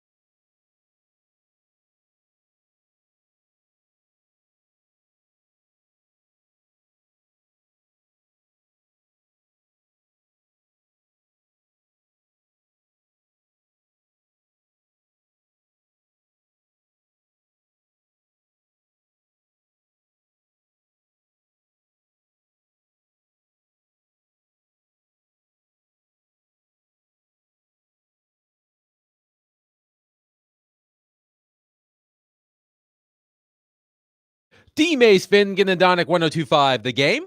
Broadcasting from the Busy Bee Plumbing, Heating, and Air Conditioning Game Nashville studios, home of the $99 yearly Beehive membership, where the buzz is always about great service. Willie Donick, Derek Mason, Adam Vingan, and David Janes here with you. Before we get back to Willie's 10 pressing Titans questions, there is some breaking Titans news, according to Adam Schefter. Former Panthers defensive tackle Shai Tuttle, released today, intends to sign a one-year deal with the Tennessee Titans, per Drew Rosenhaus and Kyle Lincoln. John Glennon says the 6'3", 300-pound Tuttle, VFL, a former Vol, that's a big deal always, right, is a 6-year vet, first 4 years with the Saints and the last 2 with the Panthers. Over the last 4 years, has started 61 games and averaged 47 tackles, has added 2.5 sacks and 5 tackles for loss. So, according to Adam Schefter, former Panthers defensive tackle and Tennessee Volunteers defensive tackle Shai Tuttle intends to sign a one-year deal with the Tennessee Titans. Well, that's the depth. That's part of the depth that that we've been talking about, that Trevor talked about earlier, that they're going to need, whether it be the offensive line or the defensive line. He talked particularly about the defensive line, adding, some guys that can rotate with Simmons and Sweat and those guys. And Shai Tuttle seems to fit what they want to do from a defensive standpoint. And he's a veteran guy that you can throw in there and know and trust that he's going to do what you're asking him to do from a defensive standpoint. He's played a lot. There's Mhm. no question about it. He's played a lot of games, started a lot of games. I like the move, right? And I'm not sure who he replaces or what this does to bump down other guys and how they want to utilize, because Denard Wilson's scheme is pretty unique. I was listening. I passed it along to you, Adam, yesterday, but and I'll do the same to you, D. Mason. Mhm. Just listen to some different podcasts of, we really haven't talked about the defense anywhere close to as much as we have the offense. But I am curious about the subtleties and Denard Wilson, and from year 1 to year 2, what he's been able to do on the margins to just help everybody get a little bit better matchups, to try to be more than the sum of the parts. We know it's not loaded. It's not a defense that's loaded with studs, right? He's got to make it work with some limited guys in there around Simmons and Sweat. But, I just wonder what a guy like Tuttle can do. He's going to be 30. Let's see, exactly in just a few weeks, he'll be 30 years old. So maybe not over the hill, but a guy that's very experienced. In 32 games, according to the Charlotte Observer, Tuttle produced 89 tackles, a half sack, and 8 pass breakups for the Panthers. So according to Adam Schefter, Shai Tuttle, VFL, Fall for Life, will be joining the Tennessee Titans on a one-year deal after being released by the Carolina Panthers. Willie, to answer your question, I'm sure that either James Lynch or Timmy Horn is not resting easy at the moment on the defensive line behind Jeffrey Simmons, Tavondre Sweat, and Sebastian Joseph Day. So I assume one of those two players will be cut to make room for Shai Tuttle. Can we make sure that everybody knows, don't look at the sack totals and say this is the guy's good or not good. He's an interior defensive line. He's a nose tackle. He's a big dude, right? He's not there for the pass rush. So that is the question everybody's going to have, is who is going to sack the quarterback? How do they do that? But I think what they're trying to do is, if they can put themselves in better position on first and second down and they create more third and longs, maybe that will help the pass rush some, maybe create more situations where they can get turnovers. But, this is a fascinating thing to me with all these little moves, and you've got a new general manager. Can you help Denard Wilson a little bit with better numbers and just better guys who fit the roles of the type of defense he wants to run? Let's go to our phone line, driven by WilsonCountyHyundai.com, and welcome in Kyle. Kyle, thank you for calling. Please go ahead. Hey, guys. I heard y'all talking about running backs earlier for Washington. Got me wondering about how they protected Jaden Daniels last year. Who do you think will be Cam's main weapon, Tony Pollard or Calvin Ridley? Who has more all-purpose yards? And with that, I would like to say Calvin Ridley probably will with 1,400. Thanks, Kyle. What do you guys think? Listen, what would be beneficial to the quarterback is that he has a very good run game. So I want to lean more on the improved offensive line and Pollard, the trust, or who will become his number one guy. But it's different because, the running back is going to get his hands on the ball more times than, say, Calvin Ridley will.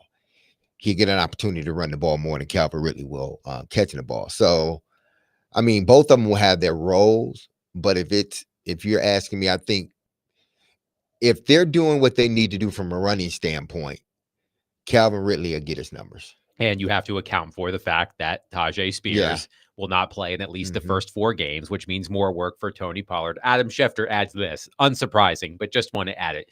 Titans hold the top waiver claim spot Wednesday and will have the chance to claim any player they want before any other team. Many expect the Titans to claim multiple players off waivers Wednesday. Mike Herndon of paulkaharski.com did this exercise, setting realistic expectations for the Titans waiver wire claims. His research found that the team with the top waiver spot over the past 10 years claimed an average of 3.6 players. So that was 3.6 players. That's higher than I thought. According to Mike Herndon of paulkaharski.com. Steven on the Shy Tuttle signing, as reported by Adam Schefter, says, this tells me T'Vondre Sweat is not recovering quickly from his tonsillectomy. Now, I've never had a tonsillectomy. I've also never had my wisdom teeth removed. I have had some dental work done, but I don't know how long it takes to recover from a tonsillectomy. But I do wonder, Willie, about T'Vondre Sweat. He's expected to be ready for week 1, if I remember correctly, based on what Brian Callahan said a few days ago.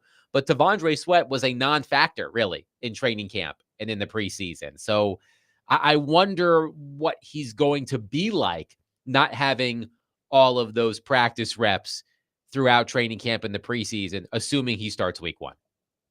That's a good point, because I think he'll be ready for week 1, but he has missed basically all of training camp. He was there, the first day or 2?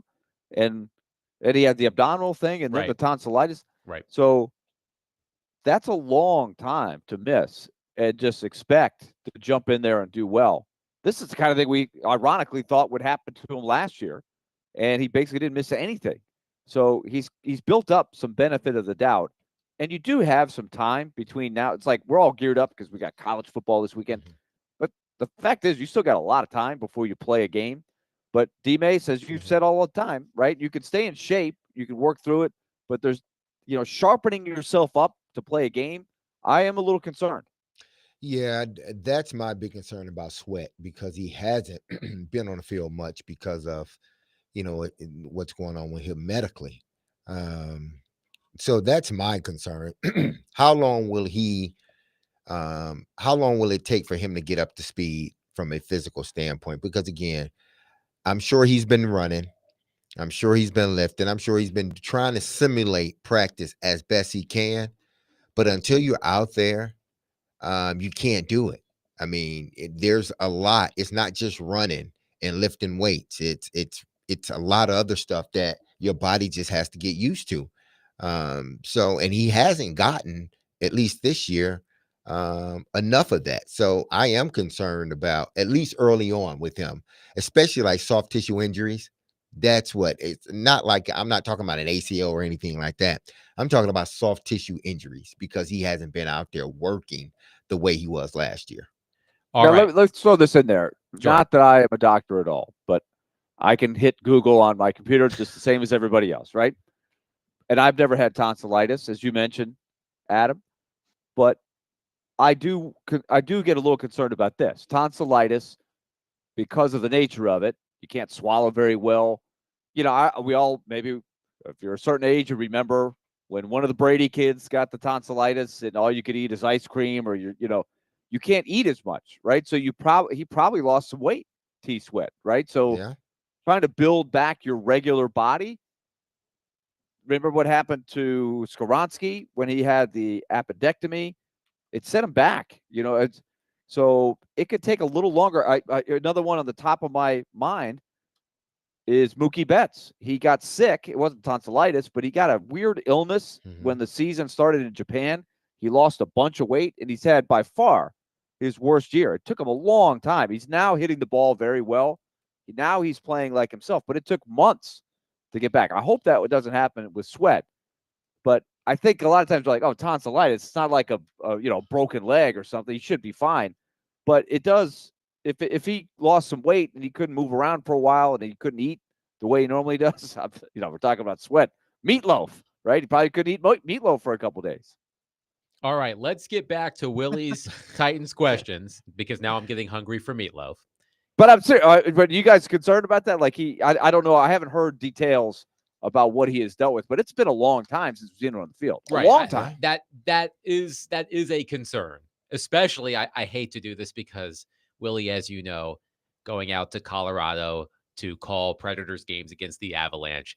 Anytime anyone brings up the altitude, I'm like, oh, get over it. Okay, get over it. I want to say this. They're professional athletes, but a professional athlete who hasn't practiced much, who had his tonsils removed, and may have a hard time swallowing or breathing, plus the altitude, I do wonder about that. But again, I'm not a doctor. For a guy like T Sweat, yes, I think that would be a factor.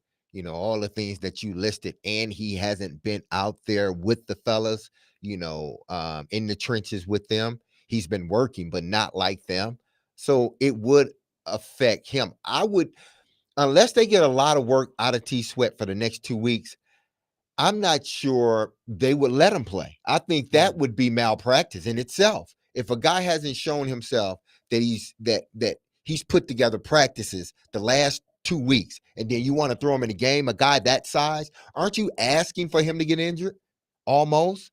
But then again, also with the quarterback, I want to tell people, because I've heard this morning, the altitude with the quarterback. The altitude don't affect the quarterback. Name names. Who said it? He don't. I'm just saying, like, no, it's callers calling in talking about the altitude. The altitude ain't going. I've never saw any quarterback that I played with complain about the altitude at that position. It's an easy narrative. You may have to adjust your football a little bit because of the altitude, yes. But if you're talking about they're not gonna. As Willie knows, it's an easy narrative whenever a team goes to Denver in any professional sport. Yeah. The altitude, it's so high up there. It's a mile high. And it is a real thing, right? Yeah, it is something. There's a reason why the best runners in the world trained at high altitudes, because it is a thing, right? You condition yourself to it. But probably learned a lot more about it now than there was 30 years ago or 40 years ago, fair to say? How to deal with it. And I think a lot of stuff, whether it be they getting in those hyperbaric chambers and all this other stuff that these guys use nowadays, believe me, they have science now. So people, I know the altitude is high and you can get out of breath, but these guys have been training, and I'm sure the science has come around to where the effects aren't like what they used to be. Joel on our text line says, unless there was some sort of complication or infection, he should be able to eat fairly normally in a week or so. My daughter recently had hers out, and she was totally back to normal after 2 weeks. Yeah. Well, 2 weeks is a lot in football if you're not practicing and you can't eat. Yeah. When you're 300 and whatever pounds, I haven't checked the weight. There's a reason why they call it meatloaf.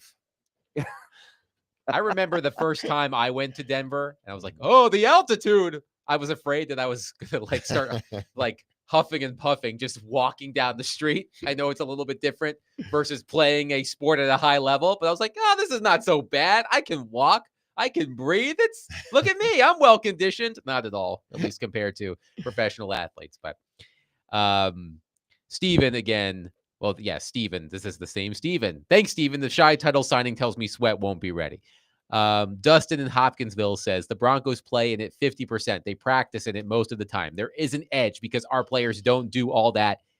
It's an edge. I'm not saying it isn't an edge. I personally believe that the altitude more is made of it than actually happens, for lack of a better word to say it. Joey from Bellevue says, Willie, do the Predators have a tough time playing in Denver with the altitude? They didn't when the Avalanche were terrible, right? They did when Nathan McKinnon and Cale Makar and all those guys started playing. The hockey players do talk about it. Andrew Burnett is a good example. He played for the Avalanche, and he also played against the Avalanche. And he does know that you feel it. And, every hockey player will tell you, especially the way you play hockey, you go full out for a shift for 45 seconds, and then you take a break, and then you're going back in there. It is a unique sport in that regard with your aerobic or anaerobic kind of stuff. So they feel it. There's no doubt. But it's like when you're a competitor, teammates, there's nothing you can do about it, right? If you think about it too much, it probably is going to affect you more. If you just go and you tell everybody, hey, keep your shifts a little shorter, or just be aware of it. Don't let it beat you, right? Don't let it mentally beat you. Yeah, I mean that first couple of minutes, just like any game, whether you're in altitude or not, that first 3-4 minutes of a game or that first series of a game, you're out of breath anyway. It's your adrenaline is going, and it's just like, man, it's like I never worked out in my life. But your body is settling itself into the moment. And then once you get settled in after that, you're fine. So I think that's what's going to happen. That's what typically happens when you're playing in that altitude, unless you just don't take care of yourself. This was quite the scientific segment. Yeah. I did not plan this. We talked about tonsillitis. We can do it all. And altitude.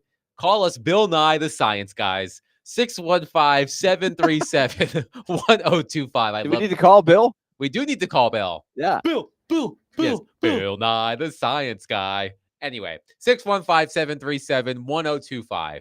Your thoughts on the Tennessee Titans reportedly signing Shai Tuttle, recently released by the Carolina Panthers. 615-737-1025. You can also share your tonsillectomy stories if you want. Who cares? 615-737-1025. But coming up next, let's get back to the Titans questions. Willie Donick set the over-under for Cam Ward starts at 13.5 in his rookie season. Derek and I took the over. Willie took the under. Where do you stand? 615-737-1025. Willie Donick, Derek Mason, Adam Vingan, 1025 The Game.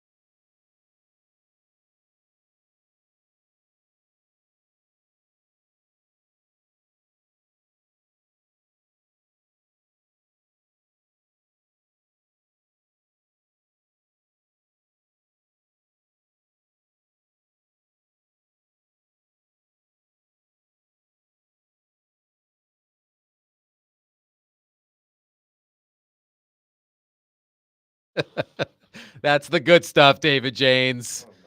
A little Bill Nye the Science Guy for you. Willie Donick, Derek Mason, Adam Vingen on D Mace, Vingen, and Donick, 1025 the game. We've been meaning to get to it, so let's get to it. Question 2 of Willie Donick's 10 pressing Titans questions. How many games will Cam Ward start in his rookie season? The over-under has been set at 13 and a half. 615-737-1025. Let's get to your reaction. One texter says, over, easily. Better O-line plus Callahan knows protecting him and keeping him up is his only chance to not get fired. Means he's going to implement quicker schemes and max protect with tight end on dropbacks. Another texter says, I think he plays over. He seems poised and not a risk taker with his legs, but alas, where the Titans, something bad is bound to happen. But texter still taking the over. Fatalism. One texter says, the main reason to take the over is because Cam Ward isn't Will Levis. Much smarter player with much better pocket awareness. They can't pull Cam because Callahan's job depends on him. So let's unpack that last sentence because last season, as Willie mentioned earlier in the show, Brian Callahan inherited Will Levis. He was not a member of the organization when Will Levis was drafted. And Cam Ward, of course, a lot is riding on Cam Ward. A lot of jobs are riding on Cam Ward's performance. The other aspect of it as well is that behind Will Levis, you had, in theory, a competent backup quarterback who had started games in the NFL in Mason Rudolph versus Brandon Allen. I mean, I would take neither of them if given the choice, but Mason Rudolph at least had started meaningful games in the NFL versus Brandon Allen. So there was at least a quote unquote competent backup quarterback behind Will Levis. So the idea, Willie, that Cam Ward is going to hit the over because Brian Callahan can't pull him because his job depends on him. What do you think? I think you don't really, you can set out with that idea, but as it evolves, only as it evolves can you know. We had this debate a lot last year of, is there a right time? And I think we discussed it in the context of Bryce Young, right? There was a time where they hit the pause button on Bryce Young and they put in Andy Dalton for a few weeks. And there were a lot of people that said, maybe this is it. They're moving on. But they eventually put Bryce Young back in. And I think he did a little bit better after he was gone in a tough setting, right? We know Carolina has not been a really good team the last few years.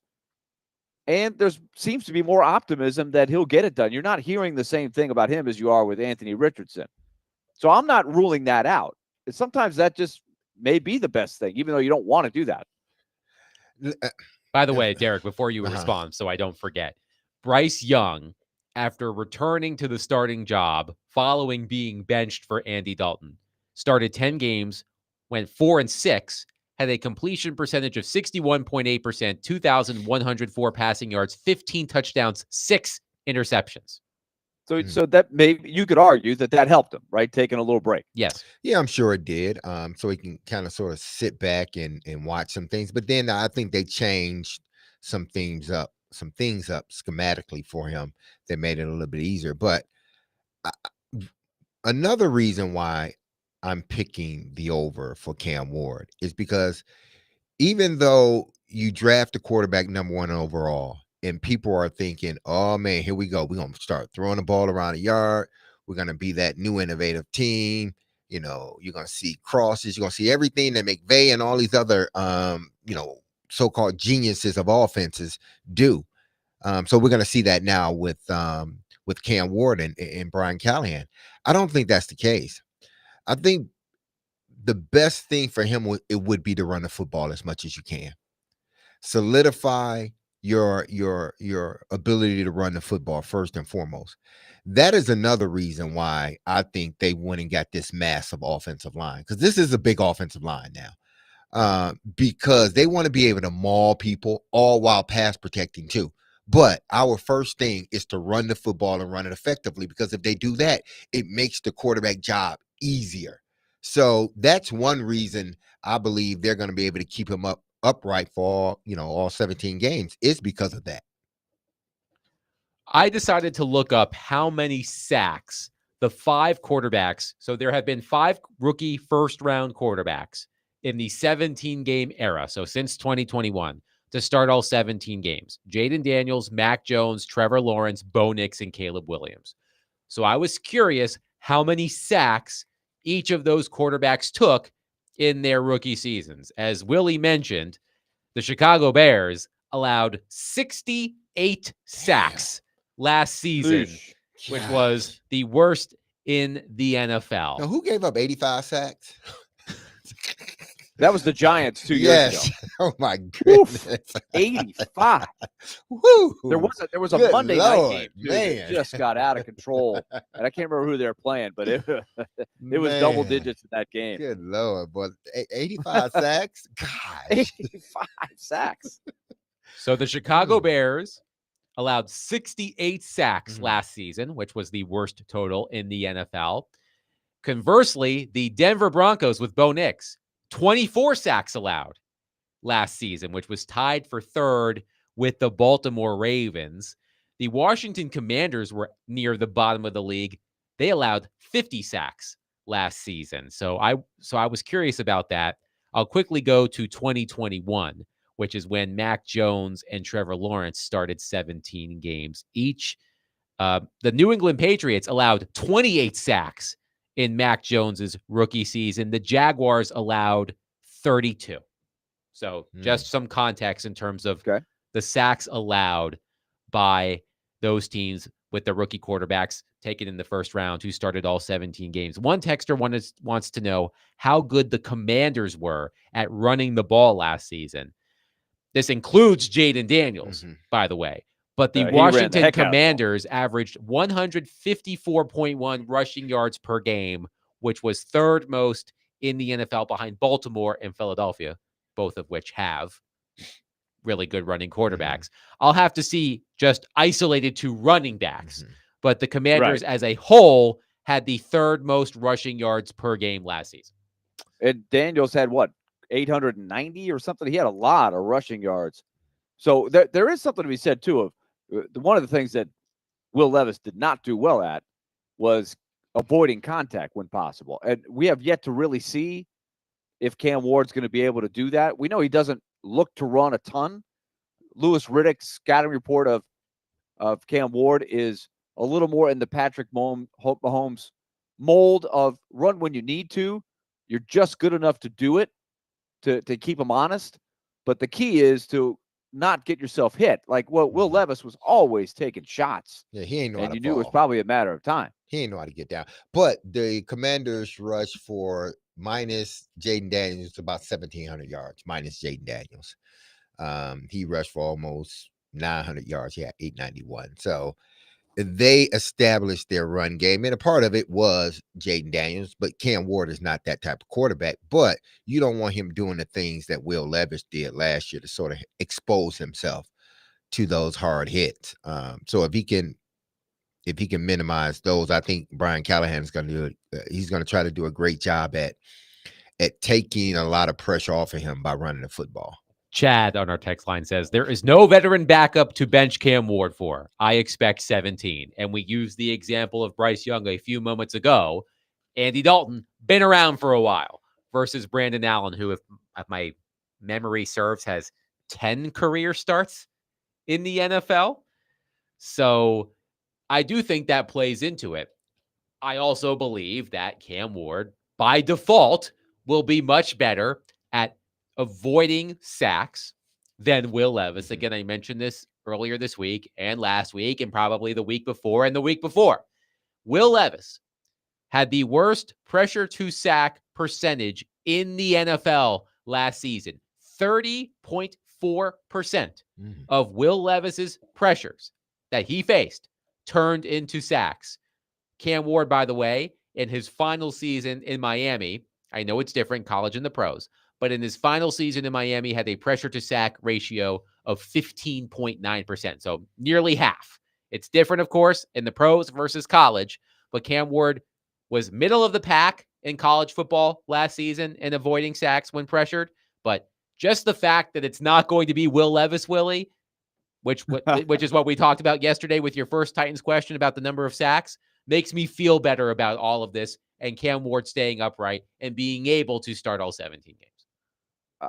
I'm optimistic. I went under, though, just because of so many things. I just think there's still so many limitations, and it won't take much to have it get down. Just even if he started 12 or 13 games, that's still a decent amount.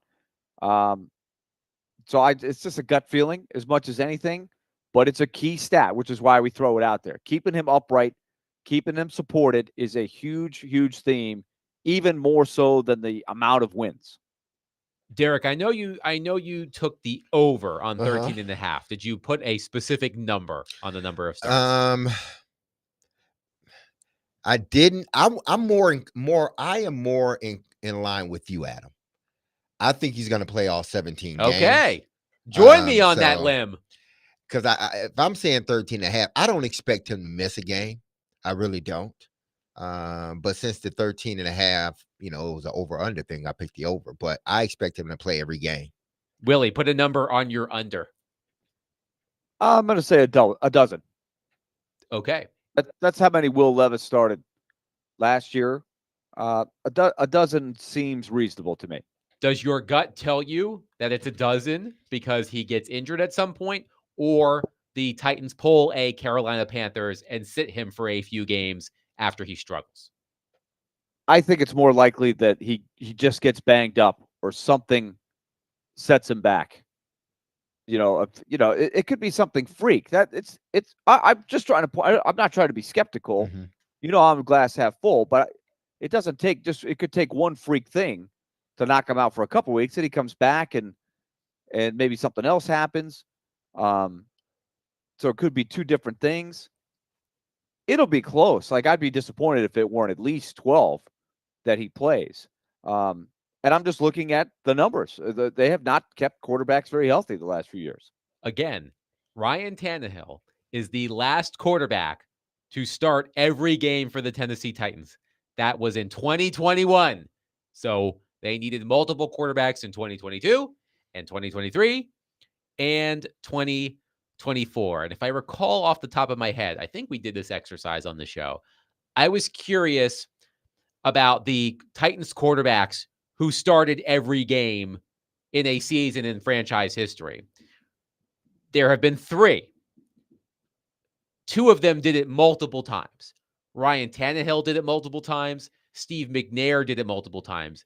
And Matt Hasselbeck did it once. If I recall off the top of my head, those are the only Titans quarterbacks in Titans franchise history to start every game in a season for the Titans. Yeah, you may be right. I can't think of any other quarterback. Vince Young didn't. Jake Locker didn't. Jake Locker Marcus didn't. Mariota didn't. No. Who else came? The Giants' old quarterback. Kerry Collins? Yeah, Kerry Collins didn't. Or did he?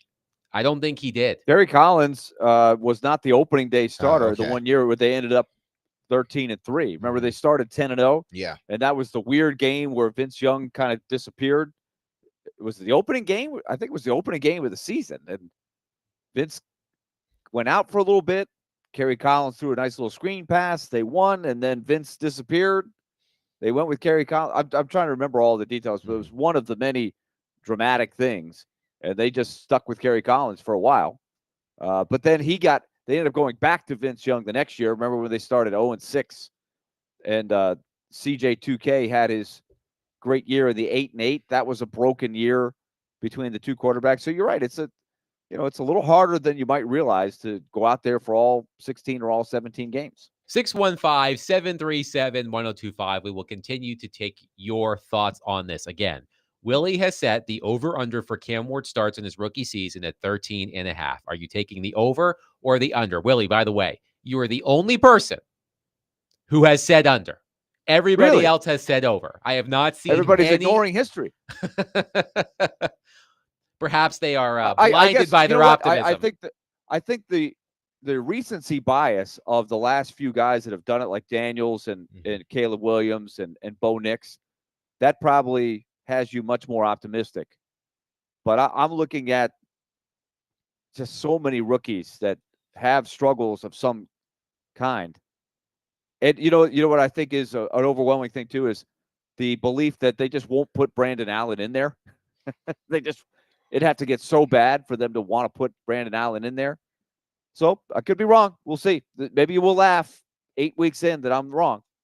615 I'd love to be wrong on that one. 615-737-1025. We will wrap up the show next. Willie Donick, Derek Mason, Adam Vingan, 1025 The Game.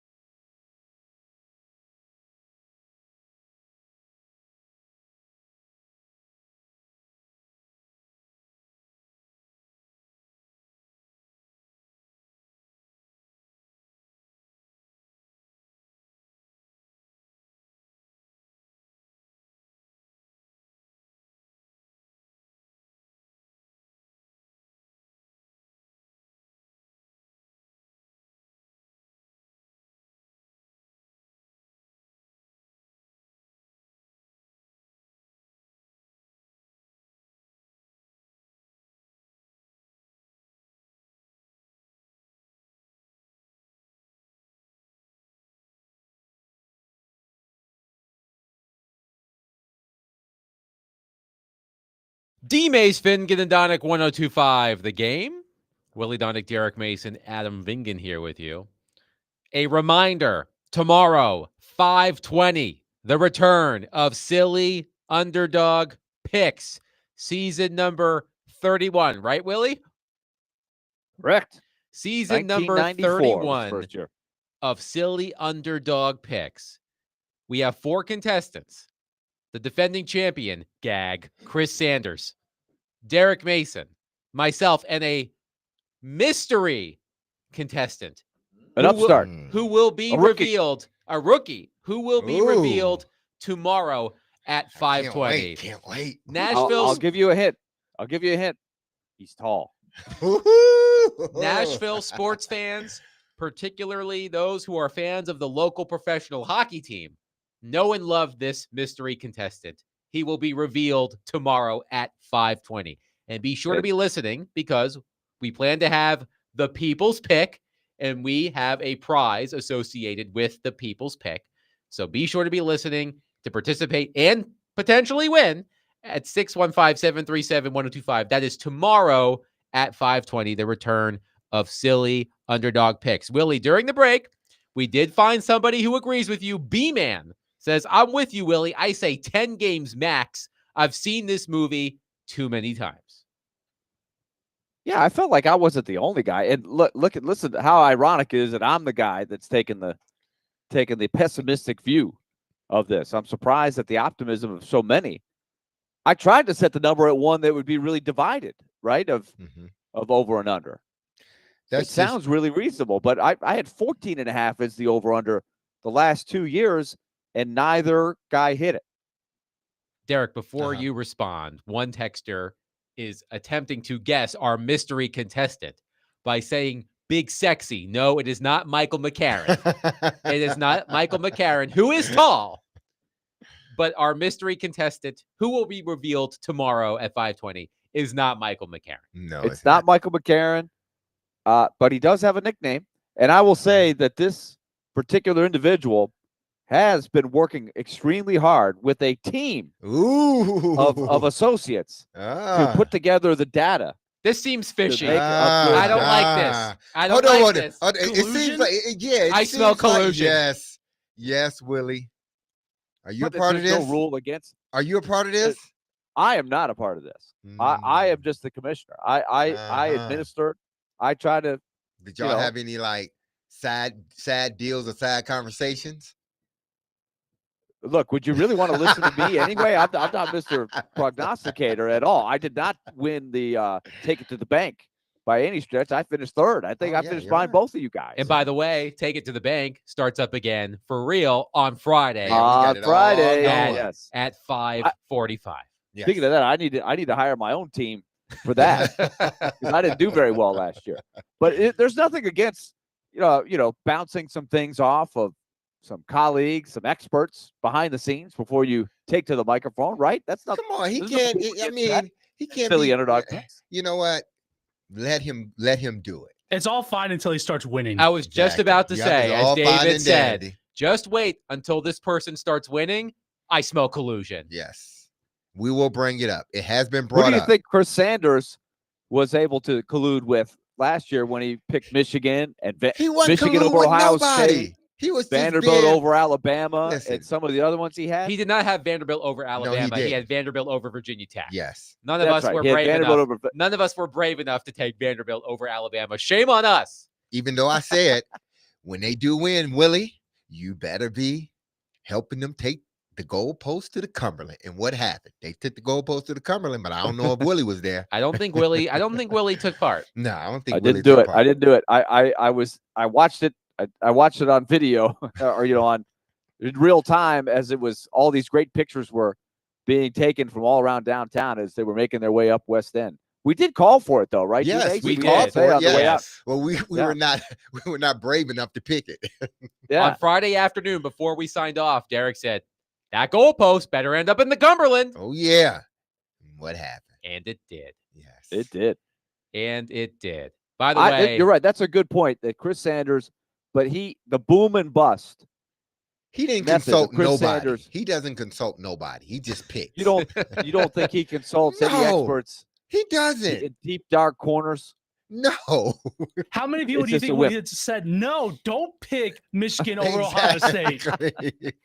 As I texted him this morning, I don't know how he has been able to sleep at night over the past several months because of that treasonous act picking Michigan Yes. over Ohio State. Derek would never. Oh, Not hell even no. Not even in the name of winning silly underdog picks. If it was between me winning silly underdogs and me picking Michigan to beat Michigan, no, I'm never picking it. I don't care if Michigan State, if Michigan State's all their players were just done, like they all couldn't play, and they had a bunch of backups. I mean, guys that were playing intramural. I still wouldn't pick the Wolverines. By the way, there are some guesses as to who our mystery contestant is. Ooh.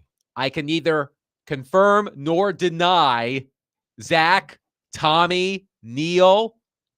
I can neither confirm nor deny. It's not Pecorine. It is not Pecorine, though. That would be interesting. Yeah. I'm not sure how much college football or football in general Right. Pecco watches, but This person does have a football background. okay. Okay. So he does. Oh, I just revealed it's a he, but he does have a football background. Or she. Or she. So, Gino, speaking of Bill Nye the Science Guy, we are going to need Bill Nye to answer this text from Gino. Okay. Gino says, Willie says he is a glass half full guy. But if somebody is drinking the water and puts it down, it's half empty. If somebody is pouring water into the glass but stops halfway, it's half full. Scientific question. If somebody walks up to just a glass sitting there with water halfway, is it half full or half empty? It's half empty because the water is evaporating, so it's getting less and less until it's all gone.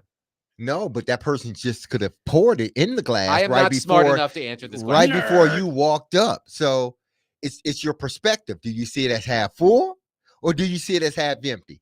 I would see it as, man, that's half full. I like What that. do you think, Willie? All I know is you get much more educated by Yes. listening to our show because we have a bell for good vocabulary, and now we're adding science to vocabulary. We also, of course, always have history lessons. So you're getting a full academic load. All while getting sports. And hopefully, right, hopefully in a fun way, right? That's what Bill Nye is all about. Oh, and Fun I'm not while saying keeping- that I'm not saying that guy is wrong, that the water's not I don't know if he's wrong evaporating. either. I'm just saying when I look at the cup upon first walking up to it, I'm thinking cup half full. That's just me. I think we should be double dipping. We should be paid to be on the air, but also be SAT tutors. Ooh. You tutored SAT, didn't you? No, You didn't? no. Oh, I thought you did. I look smarter those than I big-ass actually glasses. am. But big ass glasses. His bag. Yes, yes. So we wait to see what waiver wire claims the Tennessee Titans are going to make because they are going to make a lot of them, I imagine. Well, run that number by everybody again before we get out of here. Of the average number that the team in the position of the Titans takes, because it's higher than I thought. Courtesy of Mike Herndon of paulkaharski.com. He looked at 10 years of teams that had the top waiver spot, and the average number of players claimed was 3.6. So if you want to round it up to a whole number, that would be 4. So we set the over under at 2.5. I think now that looks it, and I don't know if it's the first day, right? It's not 3.6 average the first day, right? You could spread it out whenever you need it. I think it might be the first day. The first day? I think it might be the first day. Wow. I'm going to go to Mike's ex and find out. Not his ex-girlfriend, his sex significant other. He tweeted an hour ago. He tweeted an hour ago, the last 10 teams to have the top overall waiver position claimed on average, 3.6 new players following roster cut down day. Well, that doesn't necessarily mean the first day. Yes, I guess that is true. Second, third, fourth. But either way, I think we're all very curious because it's been a long time since they've been in this position. Tommy says, it's half full. Mom never got on us for half empty Coke cans sitting around, LOL. Jonathan in East Nashville says, it can be both full and empty. I'm pretty sure it's a paradox. It's a perspective. How do you see the glass? It's like Neo. I mean, like Morpheus. Red pill, blue pill. Well, Willie Which one do you Willie want? is an eternal optimist. That's what I've always admired about Willie Donick. He can find the bright side of almost anything, which is But nice. that's why I keep you guessing because I went under Yeah, he for, went for under. Cam. I think Cam's going to be under 13.5. He's not thinking so optimistic today. But the I've Titans, had the pessimistic answer on both questions so far. Both of our Willie, I had what's going over on, man? 42. I don't know. Am I getting more skeptical at my old age? Yes, I think so. You're becoming a get off my lawn guy. to be fair, Never did I think to be fair, Willie will become that guy. Willie doesn't have much of a front lawn. Well, No, it's pretty small. It's get away very from my manageable porch front guy. lawn. Yeah, Get away from my porch guy. Willie doesn't have much of a front lawn, but the Titans reportedly it is a very action-packed street though that I live on. There's a lot of traffic. It absolutely foot traffic. is. It absolutely is. The Titans have already reportedly made one addition. They are bringing in Shai Tuttle, formerly of the Carolina Panthers. He was released earlier today, I guess, by the Panthers. So that's at least one addition. We'll see what the rest of the roster looks like when we're on the air tomorrow at 3:00, because there's going to be a lot of change on that initial 53-man roster. That's what happens when you have the number one waiver claim position, which the Titans have through the first 3 weeks of the season. So I imagine they will be busy turning over the roster. So we'll see what it looks like tomorrow at 3:00 when we are back with you. We hope you have a wonderful rest of your day. Once again, shout out to my little dude, Arlo Vingan, 4 years old today. Love you, buddy. I don't know if you're listening. It was really weird for him once.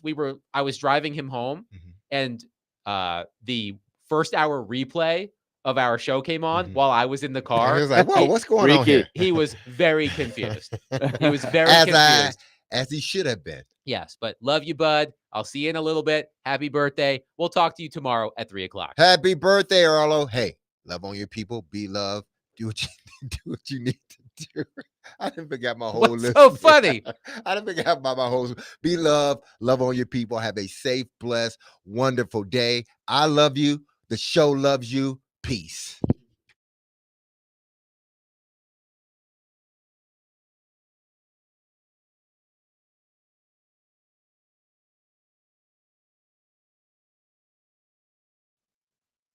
All right. As we talked about, we are getting close. We are just a